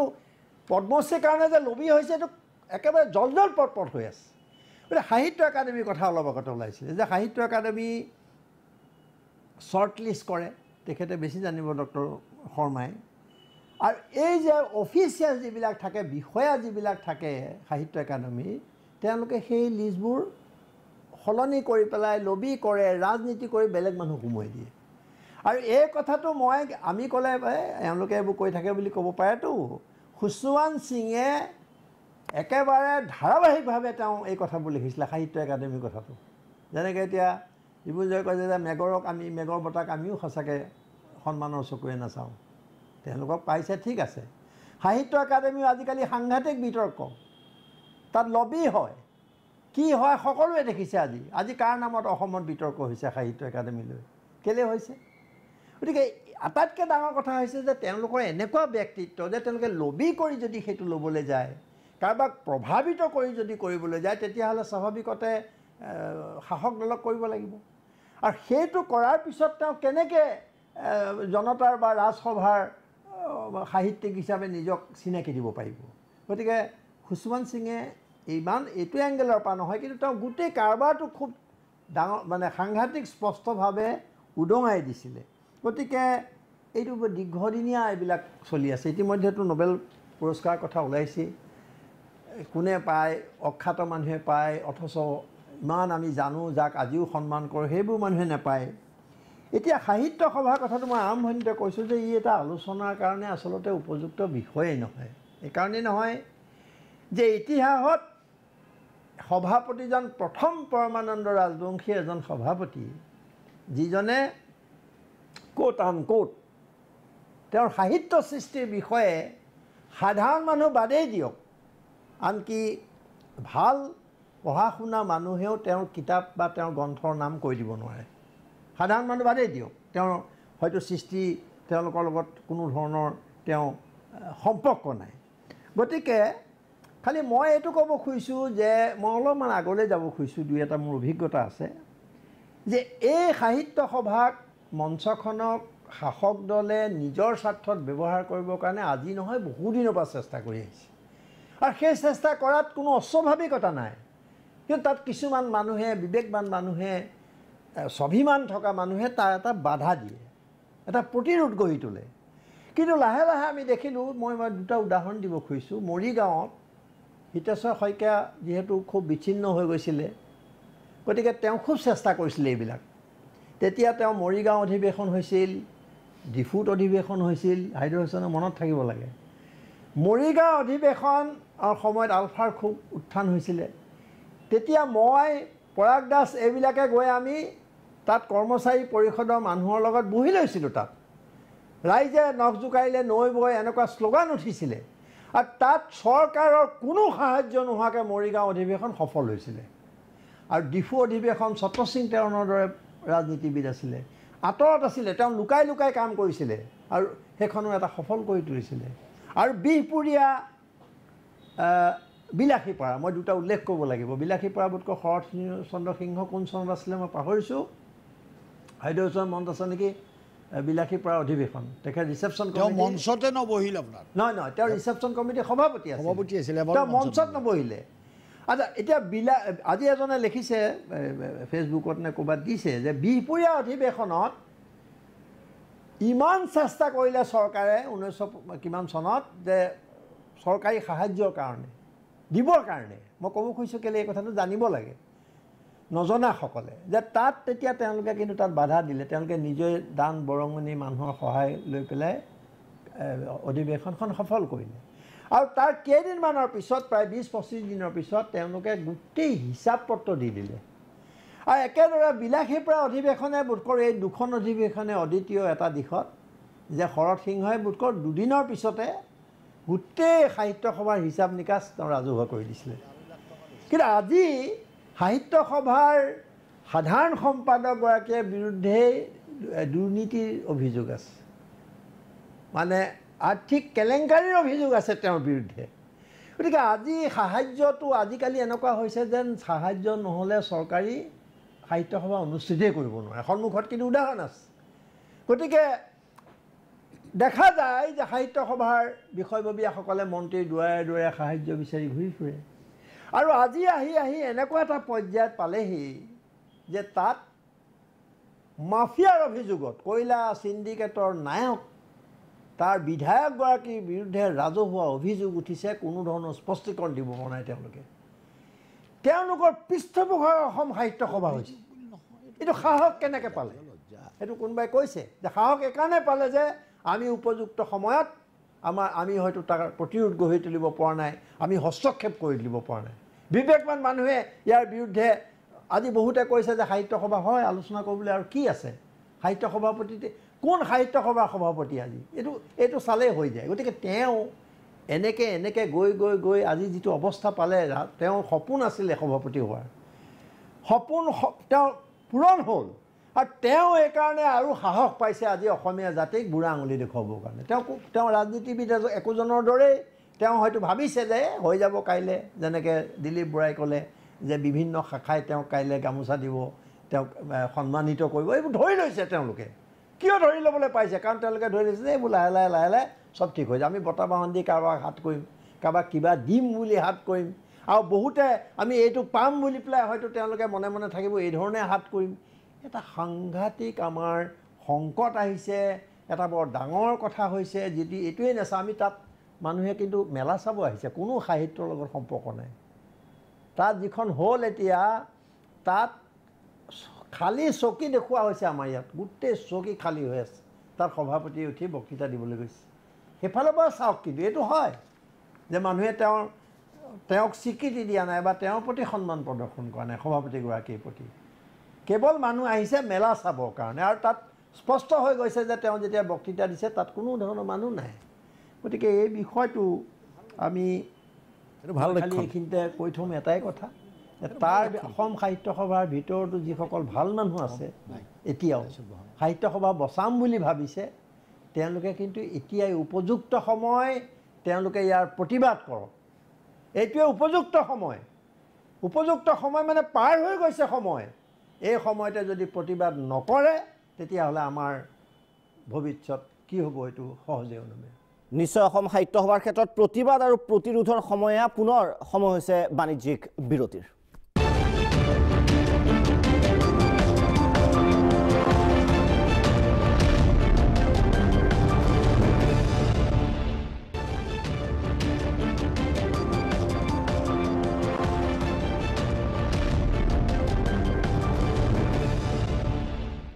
উভতি আহিছোঁ বিৰতিৰ পিছত। হাইদৰ হুছেইন ডাঙৰীয়া আপোনাৰ ওচৰত যাব বিচাৰিছোঁ। অসম সাহিত্য সভা ইতিমধ্যে কোৱা হৈছে যে এতিয়া আলোচনা কৰাও হয়তো বিষয়ে নহয়, এনেধৰণৰ পৰ্যবেক্ষিত হৈছে সমগ্ৰ যি মৰ্যাদা আছিল। আপোনাৰ ওচৰত আহিব বিচাৰিছোঁ। মই অসম সাহিত্য সভা 53 বছৰ হ'ল প্ৰথম দেখা। মই নলবাৰী সাহিত্য সভা, মোৰ ঘৰলৈ তৈলক্য গোস্বামী ছাৰ এবাৰ সভাপতি মূল সভাৰ, তেখেতো চানা তুলিব আহিছিল চৈ শৰ্মা ছাৰক লগতে। চৈ শৰ্মা যে এতিয়া নতুন টংলাৰ পৰা গৈ নলবাৰী কলেজত আপোনাৰ অধ্যাপনা আৰম্ভ কৰিছে। 53 বছৰ দেখিছোঁ আৰু মই 15খন সাহিত্য সভা আপোনাৰ নিজে এটেণ্ড কৰিছোঁ। কালি মই দেখিছোঁ যে সেই সময়ত যিটো সাহিত্য সভাৰ প্ৰতি এটা স্বতঃস্ফূৰ্ত সৰ্বসাধাৰণ মানুহৰ যিটো সহযোগিতা আছিল সি লাহে লাহে নোহোৱা হৈ আছে। প্ৰথমবাৰৰ কাৰণে শিৱসাগৰ আৰু এইবাৰৰ অধিৱেশনত এজনো প্ৰাক্তন সাহিত্য সভাৰ সভাপতি তাত মঞ্চত দেখা নগ'ল। 2 নম্বৰ কথাটো হ'ল যে বিগত 12 বছৰ এটা দশক তাৰ কাৰণে কিন্তু একলা পৰমাই জগৰীয়া নহয়, পৰমাৰ আগৰ বহুত সহযোগীও আছিল। মেদিনী চৌধুৰীৰ দৰে মানুহ যাক আপোনাৰ সভাপতি কৰাৰ দৰকাৰ আছিল সংকটকালীন অসমৰ জাতি গঠনৰ মানে এটা বিশেষ হেৰি পৰা অহা গৌৰেশ্বৰ দত্ত অভ্যৰ্থনা সমিতিৰ সভাপতি আছিল, কোনোদিন উচ্চাৰিত নহ'ল। মামনিৰ কেশৱ মহন্ত হওঁ তেতিয়াওতো পলিটিক্স সোমাল, লবি সোমাল। গতিকে দেখা যায় যে সাহিত্য সভাত এতিয়া পৰমা ৰাজবংশী এনেকুৱা এজন মানুহ আদালতত গ'ল তেওঁৰ বিপক্ষে বহুদিন। শিৱসাগৰত আপোনাৰ প্ৰধান সম্পাদকগৰাকী আৰু সভাপতি শিৱসাগৰ অধিৱেশনত তাত থাকিবই নোৱাৰিলে, গাড়ী ঘোঁৰা লৈ আপোনাৰ পলাবলগীয়া হ'ল। এনে এজন মানুহ পৰৱৰ্তীকালত সাহিত্য সভাৰ সভাপতি হ'ল। যোনেই নাপাতক লাগিলে, তেওঁ লবি শাখাবোৰ তেওঁই গঠন কৰক লাগিলে। সাহিত্য সভাৰ আজি তেখেত সভাপতি হওঁতে খালী চকীৰ কথা কৈছে অজিত কুমাৰ ভূঞা দেৱীয়ে। কালি ফটো ওলাইছে খালী চকী সভাপতিৰ ভাষণ পাঠ কৰাৰ সময়ত তাত কোনো মানুহ নাই, নজিৰবিহীন ঘটনা। সাহিত্য সভাৰ এই অৱনমন এইটো জাতিৰ কাৰণে অত্যন্ত এটা ক্ষতিকাৰক, এটা আৱেগ সৰ্বস্ব জাতি বুলিও ক'ব পাৰি। কাৰণ বিগত আমাৰ জাতি ৰক্ষাৰ কাৰণে আমি যিবোৰ আন্দোলন কৰিলোঁ, মই নিজে 60ৰ ভাষা আন্দোলনৰ পৰা আপোনাৰ জড়িত, মই দেখিছোঁ যে অসমত হুজুৰিৰ দৰে আৱেগত চলে আৰু ই সাধাৰণ অৱস্থাত আপোনাৰ মানুহবোৰ শুই পৰে। আছে ব্যতিক্ৰমী মানুহ, কিন্তু ব্যতিক্ৰমী মানুহে অকলে যুদ্ধ কৰিবৰ কাৰণে আমাৰ ইয়াত পৰিকাঠামো বা আন্তঃগাঁথনি এটা তৈয়াৰ কৰিব পৰা নাই। কালি এনেকুৱা পৰিপ্ৰেক্ষিতত সাহিত্য সভাটো ধ্বংস হৈ যোৱাটো কিন্তু জাতিৰ কাৰণে বৰ আশাৰ নহয়। কাৰণ আমাৰ আগত যিবোৰ আমি কৰিলোঁ তাৰ ফলশ্ৰুতিবিলাক যেনেকুৱা হ'ল, জাতিটোৰ কিন্তু সংকট আহিছে। এই সংকটৰ সময়ত সাহিত্য সভা লজ্জা নিবাৰণৰ কাৰণে শিৱসাগৰত আপোনাৰ পহুখেদা দিলে সভাপতি সাধাৰণ সম্পাদকক ৰাইজে, সেই মানুহেইটো আপোনাৰ সাহিত্য সভাত পৰৱৰ্তীকালত চিৰজা বহিৰজা হ'ল। আজি ৰাইজ নাই, আজি ৰাইজে সাহিত্য সভাক বেয়া পাইছে। সাহিত্য সভা গৈছে, মানুহ মেলালৈ গৈছে, গ্ৰন্থমেলালৈ গৈছে, মেলাত গৈছে, কিন্তু বাণিজ্য মেলালৈ গৈছে, সভাৰ ভাষণ শুনিবৰ কাৰণে তাত নিশ্চয়। সেইকাৰণে মই ভাবিছোঁ যে আগন্তুক দিনত আপোনাৰ সাহিত্য সভাই হওক আমাৰ জাতিটোৰ এই সংকট কালত অসমৰ প্ৰতিজন মানুহে প্ৰতিটো জাতীয় অনুষ্ঠান, যি জাতীয় অনুষ্ঠানৰ এতিয়াও ন্যূনতম সামাজিক প্ৰভাৱ কৰবাত হ'লেও কিবা কাৰোবাৰ ওপৰত যদি আছে, সি আচলতে পুনৰ আপোনাৰ নতুনকৈ চিন্তা কৰা উচিত। নিশ্চয়। মই গগৈ ডাঙৰীয়া আপোনাৰ আহাৰ পূৰ্বে ভৱিষ্যত সম্পৰ্কে যিহেতু কৈছে, কনক চেন ডেকা ডাঙৰীয়াৰ পৰা জানিব বিচাৰিম যে এই স্বৰূপটোত ভৱিষ্যত কি হ'ব অসম সাহিত্য সভাৰ? ইতিমধ্যে ধূসৰ ছবি। ভৱিষ্যতে আমি দেখোঁ, আমি সদায় আশাবাদী। আমি ভাবোঁ যে ভৱিষ্যতে সংস্কাৰ হ'ব, কিন্তু ৰাজবংশীৰ নেতৃত্বত কিবা সংস্কাৰ হ'ব বুলি নাভাবোঁ। কাৰণ সংস্কাৰ হ'ব লগা হ'লেতো কেতিয়াবা হ'লহেঁতেন। তেওঁ কিমান শিৱসাগৰ অধিৱেশনত নিৰ্যাতিত হ'ল, তেওঁৰ বিৰুদ্ধে অহৰহ বিষোদ্গাৰ কৰি আছে অসমৰ ৰাইজে, তথাপি তেওঁ সেইবিলাকলৈতো ভ্ৰক্ষেপ নকৰি পেলাই তেওঁ নিজৰ স্থিতিটো সবল কৰাৰ কাৰণে তেওঁ আগবাঢ়ি গৈ আছে। গতিকে তেওঁৰ নেতৃত্বৰ একো কেনেকৈ পৰিৱৰ্তন হ'ব এইটো প্ৰশ্নই নাহে। গতিকে কেনেবাকৈ যদি তেওঁক ক্ষমতাচ্যুত কৰিব পৰা যায় বা সময়ত ক্ষমতাচ্যুত হয়, তেতিয়াহ'লে হয়তো এটা পৰিৱৰ্তন আহিব পাৰে নিশ্চয় ক্ষমতা আছে গগৈ ডাঙৰীয়া সাহিত্যৰ পৰা মৃত্যুমুখী হ'লত মই সুখী হৈছোঁ মই সুখী হৈছোঁ এই যে পেপাৰত কেপশ্যন দিছে অশুভ সভাপতিয়ে ভাষণ দিছে উদং চকী মই কিন্তু শুভ বুলি ভাবিছোঁ কিয় এই সাহিত্য বজাৰ কেলেংকাই প্ৰমাণ্ড কৈ আছে কিন্তু আমি নিজে সংবাদসেৱী হিচাপে জানো আজি নিজে 25-30 বছৰ আগত সাহিত্য বা বৃত্তীয় কেলেংকাৰীৰ বিষয়ে আমি দীঘলকৈ জনভূমিতে লিখিছোঁ মই দৈনিক জনভূমিত নিজে লিখিছোঁ আজি 30-25 বছৰ আগত গতিকে কথাবোৰ এতিয়া নহয় সাহিত্য বা দিগ্গজ ডাঙৰ ডাঙৰ সাহিত্যিকে ক'ত কিমান মেনিপুলেট কৰি কিমান খেলি মেলি কৰিছে এইবিলাক ইতিমধ্যে আমি লিখিছোঁ মিছা কথা নহয় আৰু বহু প্ৰত্যেকটো অনুষ্ঠানৰ এটা স্পান থাকে এটা জীৱনৰ হেৰি থাকে মই সাহিত্য বা এতিয়া মৃত্যুমুখী সি নিজে মানে ভাল হেৰি নহয় আৰু বহুত সময়ত যে বতাহ বাহনৰ কথা আহিলে আমাৰ হোলাৰ মুখত মাখি পৰা বুলি কথা এটা আছে এতিয়া বহুতে হোলাৰ মুখত মাখি পৰাৰ দৰে এই বতাহ পাই এইটো তৃপ্তি লভিছে আপোনালোকে লক্ষ্য কৰিব যে বিভিন্ন সামাজিক সাহিত্যৰ ক্ষেত্ৰত বিভিন্ন ক্ষেত্ৰত যিবিলাক ভকে লৈ থাকে সেই ভকে লোৱা এখিনি মানুহে কিন্তু সাহিত্যভাগ লৈ মাত মতা নাই আপোনালোকে যদি লক্ষ্য অনুসন্ধান কৰে মই নাম নলওঁ প্ৰায় বহুতখিনি লোকৰ ব্যক্তিগত সম্পৰ্ক আছে অনুসন্ধান কৰিলে গম পাব কোনখিনি মানুহে মাত মতা নাই তেওঁলোক সাহিত্যৰ পৰা কিবা দায়িত্ব দি থৈছে মাত মতা নাই হোলাৰ মুখত মাখি ভৰাই থৈছে গতিকে এনেকুৱা এটা অনুষ্ঠান অসমীয়াৰ কাৰণে কোনো শুভৰ কথা নহয় কিন্তু এতিয়া ভাল লক্ষণ দেখিলোঁ প্ৰাক্তন সাহিত্য বা সভাপতিটো নগ'লে কোনো বিশিষ্ট ব্যক্তিও তালৈ যোৱা উদং হেৰি গৈছে মানুহ মেলা হয় আজি সাধাৰণ মানুহ মেলা হ'লেও ভাল কথা সাহিত্যিক বুলি কথা মই কথাটো কৈছোঁ সাহিত্যিকবিলাক ডাঙৰ বঁটা পালে বৰ হেৰি হ'লে ডাঙৰ সাহিত্যিক নহয় তেওঁ ৰজাঘৰ পাল আছে প্ৰজাঘৰ পাল আছে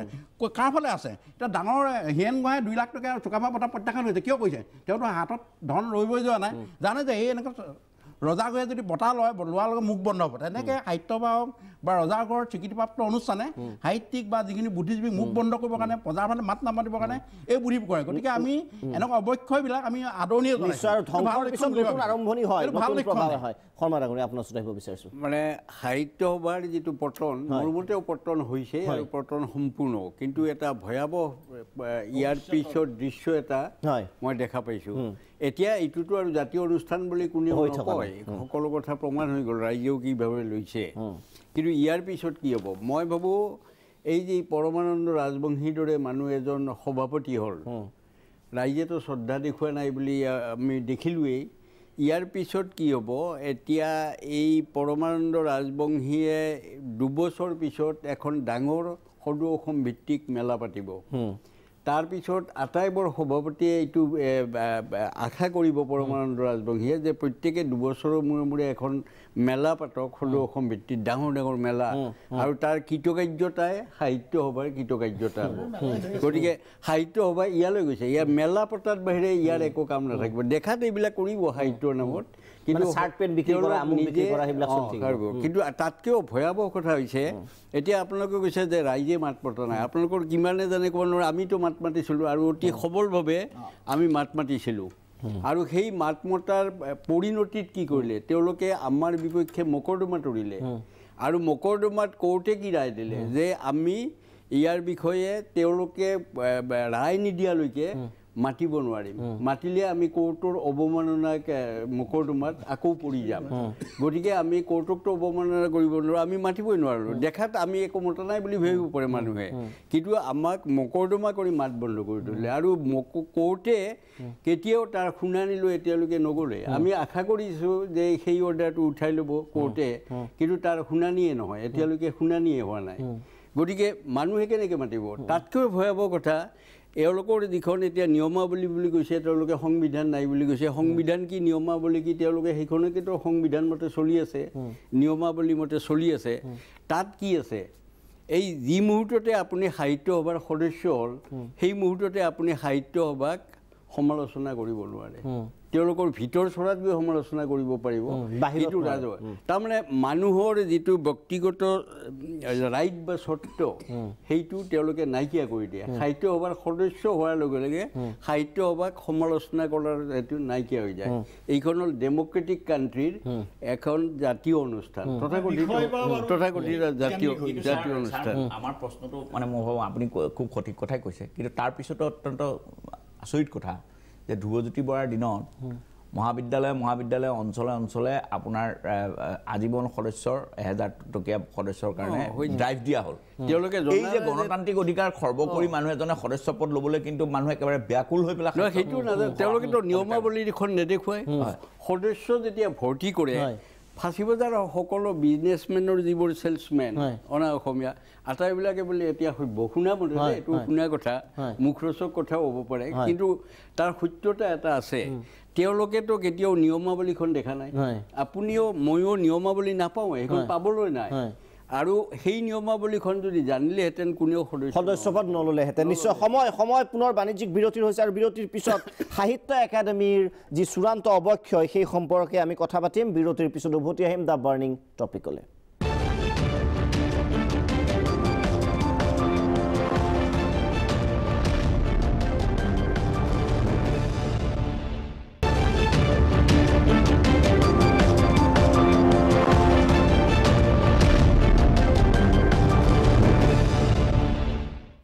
উভতি আহিছোঁ বিৰতিৰ পিছত গতিকে শৰ্মা ডাঙৰীয়া আপোনালৈ পুনৰ সেই একে প্ৰশ্ন যে আমি আধা আলোচনা কৰিছিলোঁ যে বিষয়টো এতিয়া নতুন আৰম্ভণিৰ কথা কোৱা হৈছে আপুনি কি ভাবে যে জাতীয় অনুষ্ঠানৰ এটা সম্পূৰ্ণভাৱে মৃতপ্ৰায় বুলি আপুনি উল্লেখ কৰিব মৃতপ্ৰায় মৃত্যু হোৱা বুলি আপুনি উল্লেখ কৰিব সাহিত্য সভা সাহিত্য সভা ঠিক মৃত্যু মানে কি এই অৱস্থালৈ পতিত হৈছে বুলি ক'ম পতিত হৈছে ইয়াৰ পিছত কি ৰূপ পাব সেইটো এতিয়াতে ক'বৰ হোৱা নাই কাৰণ মই কৈছোঁ যে এটা ভয়াৱহ পৰিণতিত আমি এতিয়া সকলো পৰিছোঁ যিয়ে তাৰ সদস্য হৈছে তেওঁলোকে নাজানে যে তেওঁলোকে ব্যক্তিগত যিটো স্বত্ব ৰাইট সেইটো হেৰুৱাই পেলাইছে সেইটো নাজানে আৰু তাৰ ফলত এটা জাতীয় মেলা এখন বছৰেকীয়া মেলা পাতিব জাতীয় অনুষ্ঠানে সেইটো তাতে শেষ হ'ব প্ৰতিৰোধটো কাৰ পৰা হোৱা নাই ভালকৈ বুলি ভাবে মানে প্ৰতিৰোধ কোনে কৰিব পাৰে সাধাৰণ জনতা নে বুদ্ধিজীৱী সমাজে বা লেখক সমাজে বুদ্ধিজীৱী সমাজে মই ক'লোৱেই যে আমিতো যথেষ্ট সবলভাৱে লাগি গৈছিলোঁ এইটো কৰিম বুলি আমি নিশ্চিত হৈ গৈছিলোঁ কিন্তু মকৰ্দমা তৰি দিলে আৰু মকৰ্দমা তৰি দি আমাৰ ইণ্ডিভিজুৱেল ৰাইটো তেওঁলোকে নাইকিয়া আমি এতিয়া মাতিব নোৱাৰে কোৰ্টৰ অৱমাননা হ'ব আচ্ছা কৰক সেইটো তাৰপিছত শুনানি হওক একোৱেই নহয় কিয় একো নহয় আমি বুজিব নোৱাৰোঁ নিশ্চয় ভূঞা ডাঙৰ আপোনাৰ ওচৰত আহিব বিবুদ্ধিত পৰিছে উত্তৰো দিছে যে কৰিব কি উকিল ধৰিলে 1 লাখ বিচাৰে এটা ডেটত উকিল ধৰি উল্লেখ কৰিছে যে যেতিয়া এওঁলোকে মুখ খুলিছে আদালতত গোচৰ তৰি দিয়া হৈছে মুখ বন্ধ কৰি দিয়া হৈছে গতিকে বুদ্ধিজীৱী সমাজ বা লেখক সমাজে কৰিব প্ৰতিৰোধ কেনেকৈ কৰিব এটা কথা পৰমানন্দ ৰাজবংশীক একেবাৰে অতি চতুৰ আৰু দুষ্ট ৰাজনীতিবিদ এজনৰ লগত তুলনা কৰিব পাৰি তেওঁলোকে যিমান মেনিপুলেশ্যন কৰিব পাৰে পৰমানন্দ ৰাজবংশী তাতকৈও ডাঙৰ কথা আজি তেওঁক যদি ৰাজনীতিলৈ লৈ অনা হয় বিজেপি বা কংগ্ৰেছত তেওঁ দেখা যাব যে মুখ্যমন্ত্ৰী হ'ব নোৱাৰিলেও মুখ্যমন্ত্ৰী ওচৰ পাবগৈ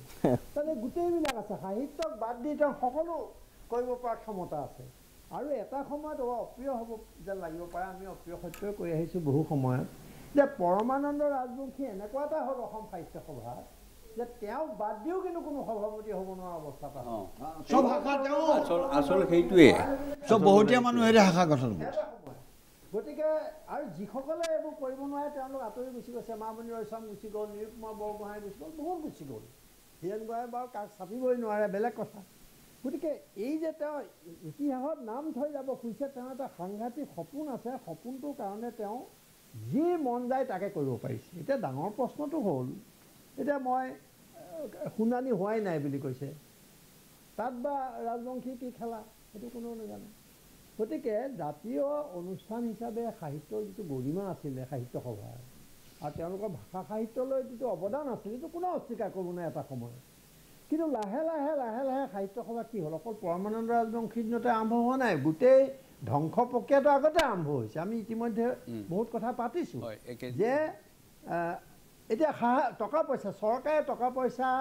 লৈ পেলাই সাহিত্য সভাখন হাত কৰি ল'বৰ কাৰণে সুৰুঙা কিছুমান বিচাৰি ফুৰিছিলে সেই সুৰুঙাবিলাক চৰকাৰে বিচাৰি ফুৰিব লগা অৱস্থা হৈছিলে বা সাহ কৰিব পৰা নাছিলে কিন্তু আজি কি হৈছে বা অলপ দিনৰ পৰা কি হৈছে যে চৰকাৰে তাত ভিক্ষা পাত্ৰ লৈ পেলাই তেওঁলোক ঘূৰি ফুৰিছে যে টকা দিয়া যেন সেই টকা নহ'লে কোনো ধৰণে সাহিত্য সভা পাতিবই নোৱাৰে সেইকাৰণে মই কেইখনমান অধিৱেশনৰ উদাহৰণ দিছোঁ আৰু শেষতকৈ এনেকুৱা হৈ গ'ল যে আজি যদি সাহিত্য সভাৰ সাহিত্যিকসকলে জাতীয় অনুষ্ঠান বুলি দাবী কৰি পেলাই যদি জাতীয় কোনো এটা সমস্যাৰ বেলিকা মাত মাতিব নোৱাৰে আজি হিন্দু বাংলাদেশীৰ প্ৰশ্নত ভাষাৰ প্ৰশ্নত কত কি কথা আছে ইয়াত সাম্প্ৰদায়িক ৰাজনীতিৰ কথা আছে এইবোৰত একোৱে তেওঁলোকৰ মাত বোল নাই অথচ কিমান ডাঙৰ ডাঙৰ তেওঁলোকে অৱদানৰ কথা নিজে উল্লেখ কৰে ক'তা কোনো এটা বিষয়ততো সাহিত্য নাই প্ৰস্তাৱ নাই বিবৃতি নাই জাতীয় অনুষ্ঠান কেনেকৈ হ'ল এইটো এটা মূল প্ৰশ্ন এই জাতীয় অনুষ্ঠান বুলি ক'ব পৰা কোনো অধিকাৰ নাই আৰু শেষত তেওঁলোকে ইমানেই সাহ পালে যে তাত গৈ পেলাই এজন কয়লা ব্যৱসায়ী চিণ্ডিকেট কৰা এজন শাসক দলৰ মানুহক তেওঁলোকে পৃষ্ঠপোষকতাত অসম সাহিত্য সভা পাতিলে এতিয়া অংকবোৰ তেনেকৈ কৰি আছে মই সেইকাৰণে কৈছোঁ যে এইবোৰ কথা পাতিবলৈ আচলতে লাজ লগা কথা এটা অৱস্থা হৈছে গতিকে এইটো মই ভাবোঁ যে এটা NGOত পৰিণত হৈছে আৰু এই NGOটো ইয়াত মেলা হ'লে মানুহ যায় এইটো হ'ব আমাৰ ইয়াত ভাল অনুষ্ঠান এতিয়া হ'বই নিশ্চয় হ'ব কনকচন্দ ডেকাই কৈছে যে এই সাহিত্য সভা মই নাভাবোঁ যে এই সাহিত্য সভা আৰু কেতিয়াবা ঠন ধৰি উঠিব পাৰিব ই এটা স্বেচ্ছাসেৱী অনুষ্ঠানৰ দৰে হৈছে মানে NGO হৈছে NGOটোক ভাঙি দিয়া এই মুহূৰ্ত আটাইতকৈ ভাল কথা হ'ব বুলি মই ব্যক্তিগতভাৱে অনুভৱ কৰোঁ নিশ্চয় দিলীপ বৰা ডাঙৰীয়া দিলীপ বৰা আছে আমি যদিও কৈ আছোঁ যে এইটো জাতীয় নহয় যিকোনো কাৰণত তাত এটা এনেকুৱা ধৰণৰ ঘটনা আছে আপোনালোকে চাব যে প্ৰত্যেকখন ডিষ্ট্ৰিক্ট আছে 10,000 15,000 20,000 আজি আজীৱন সদস্য তাত আছে এই সদস্যসকল সকলো ধৰণৰ যে বেপাৰী মানুহ তেনেকুৱা কথা নহয় বিভিন্ন ভাল মানুহ আছে তেওঁলোক যে আন্তৰিক নহয় তেওঁলোক যে দায়িত্বহীন মই এটা সৰু উদাহৰণ দিছোঁ লক্ষীনন্দন বৰা যেতিয়া সাহিত্য সভাৰ সভাপতি আছিলে তেতিয়া জাতীয় পুঁজি এটা গঠন কৰিব লাগিব 1 কোটি টকা কিন্তু অসমীয়া মানুহ 1 কোটিতকৈ বেছি আছে 1 টকাকৈ তোলা কথা আছিলে কিন্তু 1 কোটি নুঠিলে তাৰমানে আন্তৰিকভাৱে ইনভল্ভ নহয় মানুহ বহুত হ'ব পাৰে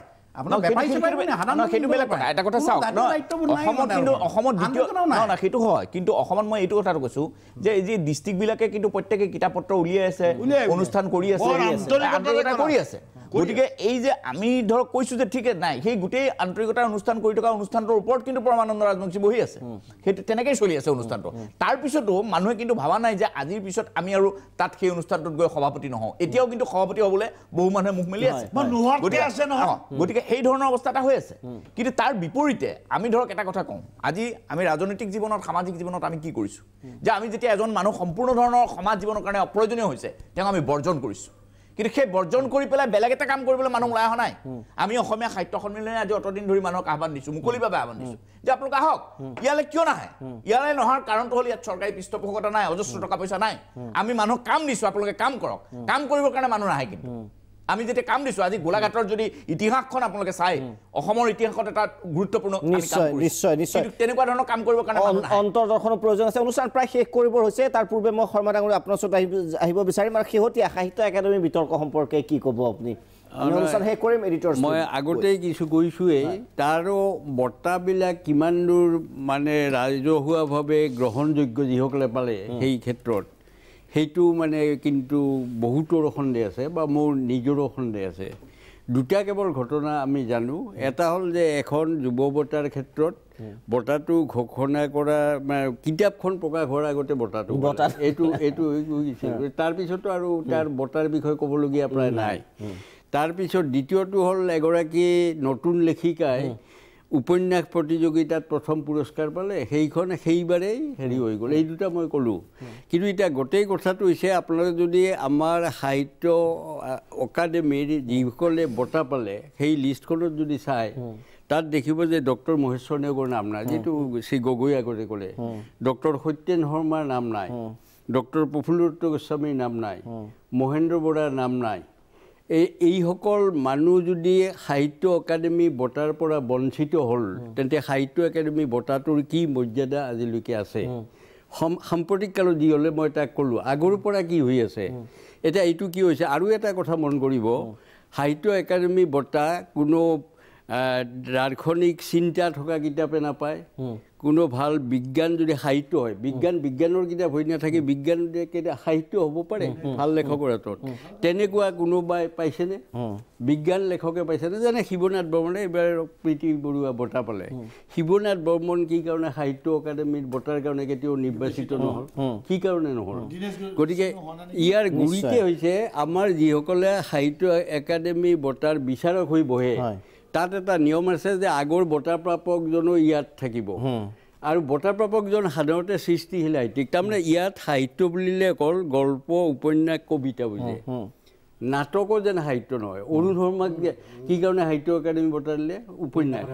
প্ৰথম আগতে এখন লিখিছিল আৰু এইখন যেতিয়া লিখিলে তেওঁক তাত দিলে তেওঁক নাট্যকাৰৰ বঁটা কিয় নিদিলে তেনে আমাৰ যিসকল বিচাৰক সাহিত্য একাডেমীৰ তেওঁলোকে নাটকো যে সাহিত্য সেইটো ক'ব নোৱাৰে সেইকাৰণে তেওঁ উপন্যাসত দিলে অৰুণ শৰ্মাক দিবই লাগিব নিশ্চয় নিশ্চয় কিন্তু হেৰি গতিকে অকণমান সংযোগ কৰিব খুজিছোঁ আনকি এই Banikanta Kakati makers of the নেশ্যনত বাণীকান্ত কাকতি কিতাপখন প্ৰকাশ পালে যোৱা 2 বছৰ আগত অথচ তেওঁৰ ছাত্ৰৰ কিতাপ নিশ্চয় নিশ্চয় মাত্ৰ কেইটামান ছেকেণ্ড বাকী আছে শৰ্মা ডাঙৰীয়া কনক্লুড কৰিব হয় হয় শৰ্মা ডাঙৰীয়া শেষ কৰিব তাৰপিছত মই এডিটৰ্ছ ভিউৰ বাবে যাম হয় এতিয়া মই কৈছোঁ যে এনেকুৱা এটা পৰিস্থিতি যে সাহিত্য একাডেমী বঁটা কোনে পালে নাপালে এইবিলাক যেতিয়া আমি চাম তেতিয়া দেখিছোঁ যে যিবিলাক দিগদৰ্শন কৰিব পৰা সাহিত্যিক উচ্চতম পৰ্যায়ৰ সাহিত্যিক সেইবিলাক বাদ পৰিছে তাৰমানে বিচাৰকসকলো এনেকুৱাভাৱে নিৰ্বাচিত কৰা হয় যে তেওঁলোকে অকল সৃষ্টিধৰ্মী সাহিত্য তেওঁলোকৰ চিন্তায়ো বহু সাহিত্য ঢুকি নাপায় শেষ মন্তব্য নিশ্চয় সদস্য নিশ্চয় বঁটা পালে বঁটা কথা ওলালে হৰেকৃষ্ণ ডেকাই কিবা কৈছিল বোধকৰো সময়ৰ অভাৱত নহ'ল এতিয়া কথা হ'ল কি যে সাহিত্য একাডেমী লৈ পেলাই মইতো আৰম্ভণিতে কৈছোঁ যে সদায় বিতৰ্ক হৈ আহিছে কিন্তু লাহে লাহে বিতৰ্কটো বাঢ়ি গৈ আছে ৰাজনৈতিক হস্তক্ষেপ বাঢ়ি গৈছে আমাৰ ইয়াত পদ্ম বৰকটকীৰ দৰে লেখকে সাহিত্য একাডেমী নাপালে মহেন্দ্ৰ বৰঠাকুৰৰ দৰে লেখকে সাহিত্য একাডেমী বোধকৰো নাপালে মেদিনী চৌধুৰী অসম সাহিত্য সভাপতি গতিকে এনেকুৱা এতিয়া মোৰ এটাই ভাবোঁ যে নতুন চাম যিসকলে সাহিত্য কৰিব আহিছে তেওঁলোকে ভাবিব লাগে যে মূল কথাটো কিন্তু মানে জনতা গতিকে তেওঁলোকে বঁটা বাহনৰ প্ৰতি বৰ বেছি আকৃষ্ট নহ'লে আমাৰ কাৰণে বেছি ভাল বুলি ভাবোঁ কাৰণ বঁটা চিন্তা নকৰাকৈ বহুত অৱদান দি যোৱা মানুহ আমাৰ বহুত আছে এতিয়া অলপ আগতে ওলালে যে চুকাফা বঁটা ডক্টৰ হীৰেণ গোহাঁই নাকচ কৰিছিলে বা নলৈছিলে বহুত পুৰস্কাৰ তেওঁ লোৱা নাই যোৱাবাৰ সাংবাদিকতা বঁটা এটা লৈছে চৰকাৰে আমি বাৰু বেয়া পোৱা নাই কিন্তু ৰাধিকা মোহন ভাগৱতী দিওঁতে আমি ভাবিছিলোঁ যে তেওঁ বা কি কৰে কিন্তু ৰাধিকা মোহন ভাগৱতীয়ে বঁটাটো গ্ৰহণ কৰি যিটো বিবৃতি দিছিলে সেইটো কিন্তু খুব চিন্তা কৰিবলগীয়া আছিলে গতিকে এনেকুৱা কিছুমান কথা থাকে কিন্তু মূল কথাটো হৈছে কি যে আজি বঁটা বাহনবোৰ ইমান বাঢ়ি গৈছে আৰু বঁটা বাহনৰ জৰিয়তে মানুহক যিধৰণে প্ৰভাৱিত কৰিব খুৱাইছে লেখক বুদ্ধিজীৱীক সেইটোৰ বিৰুদ্ধেহে আচলতে আমি এটা জনমত গঠন কৰিব লাগে আৰু এই যে বঁটা বাহনবিলাক গণ্ডগোলীয়া আজি গোবিন্দ প্ৰসাদ শৰ্মাৰ দৰে সন্মানীয় ব্যক্তিয়ে আজি ক'বলৈ বাধ্য হৈছে যে এখেতসকলৰ কথাবিলাক আমি জনাব খুজিছোঁ সকলোকে যে কি হৈ আছে বঁটা বাহনৰ নামত এই কথাবোৰ গম পালেহে মই ভাবোঁ যে আচল স্বৰূপটো ওলাই পৰিব যে বঁটা বাহন শেষ কথা নহয় নিশ্চয় ধন্যবাদ জ্ঞাপন কৰিছোঁ আটাইকেইগৰাকী অতিথিক শিল্পীৰ সৃষ্টি আচলতে অমৰত্ব লাভ কৰে বঁটা বাহনৰ জৰিয়তে নহয় সেই সৃষ্টি কিমান দিগদৰ্শী সেয়াৰ ওপৰত নিৰ্ভৰ কৰে ইতিহাস সাক্ষী আছে নিজৰ সময়ত বহু কিতাপ বহু সাহিত্যিকৰ কিতাপ বিক্ৰী হোৱা নাছিল কিন্তু পৰৱৰ্তী সময়ত সেই কিতাপসমূহে শ্ৰেষ্ঠতম সাহিত্যৰ সন্মান লাভ কৰে যি হোমাৰৰ ইলিয়াড আৰু এনে বহু সাহিত্যিক আছে গৰ্কিৰ প্ৰসংগ উল্লেখ কৰিছে টলষ্টয়ৰ প্ৰসংগ উল্লেখ কৰিছে আমি আশা কৰিছোঁ সাহিত্য বঁটা এইসমূহ বিতৰ্কৰ পৰা যিমান পাৰে আঁতৰত থাকক জাতিৰ বাবে কল্যাণময় মই দীপক শৰ্মাই বাৰ্নিং টপিকৰ পৰা বিদায় লৈছোঁ ধন্যবাদ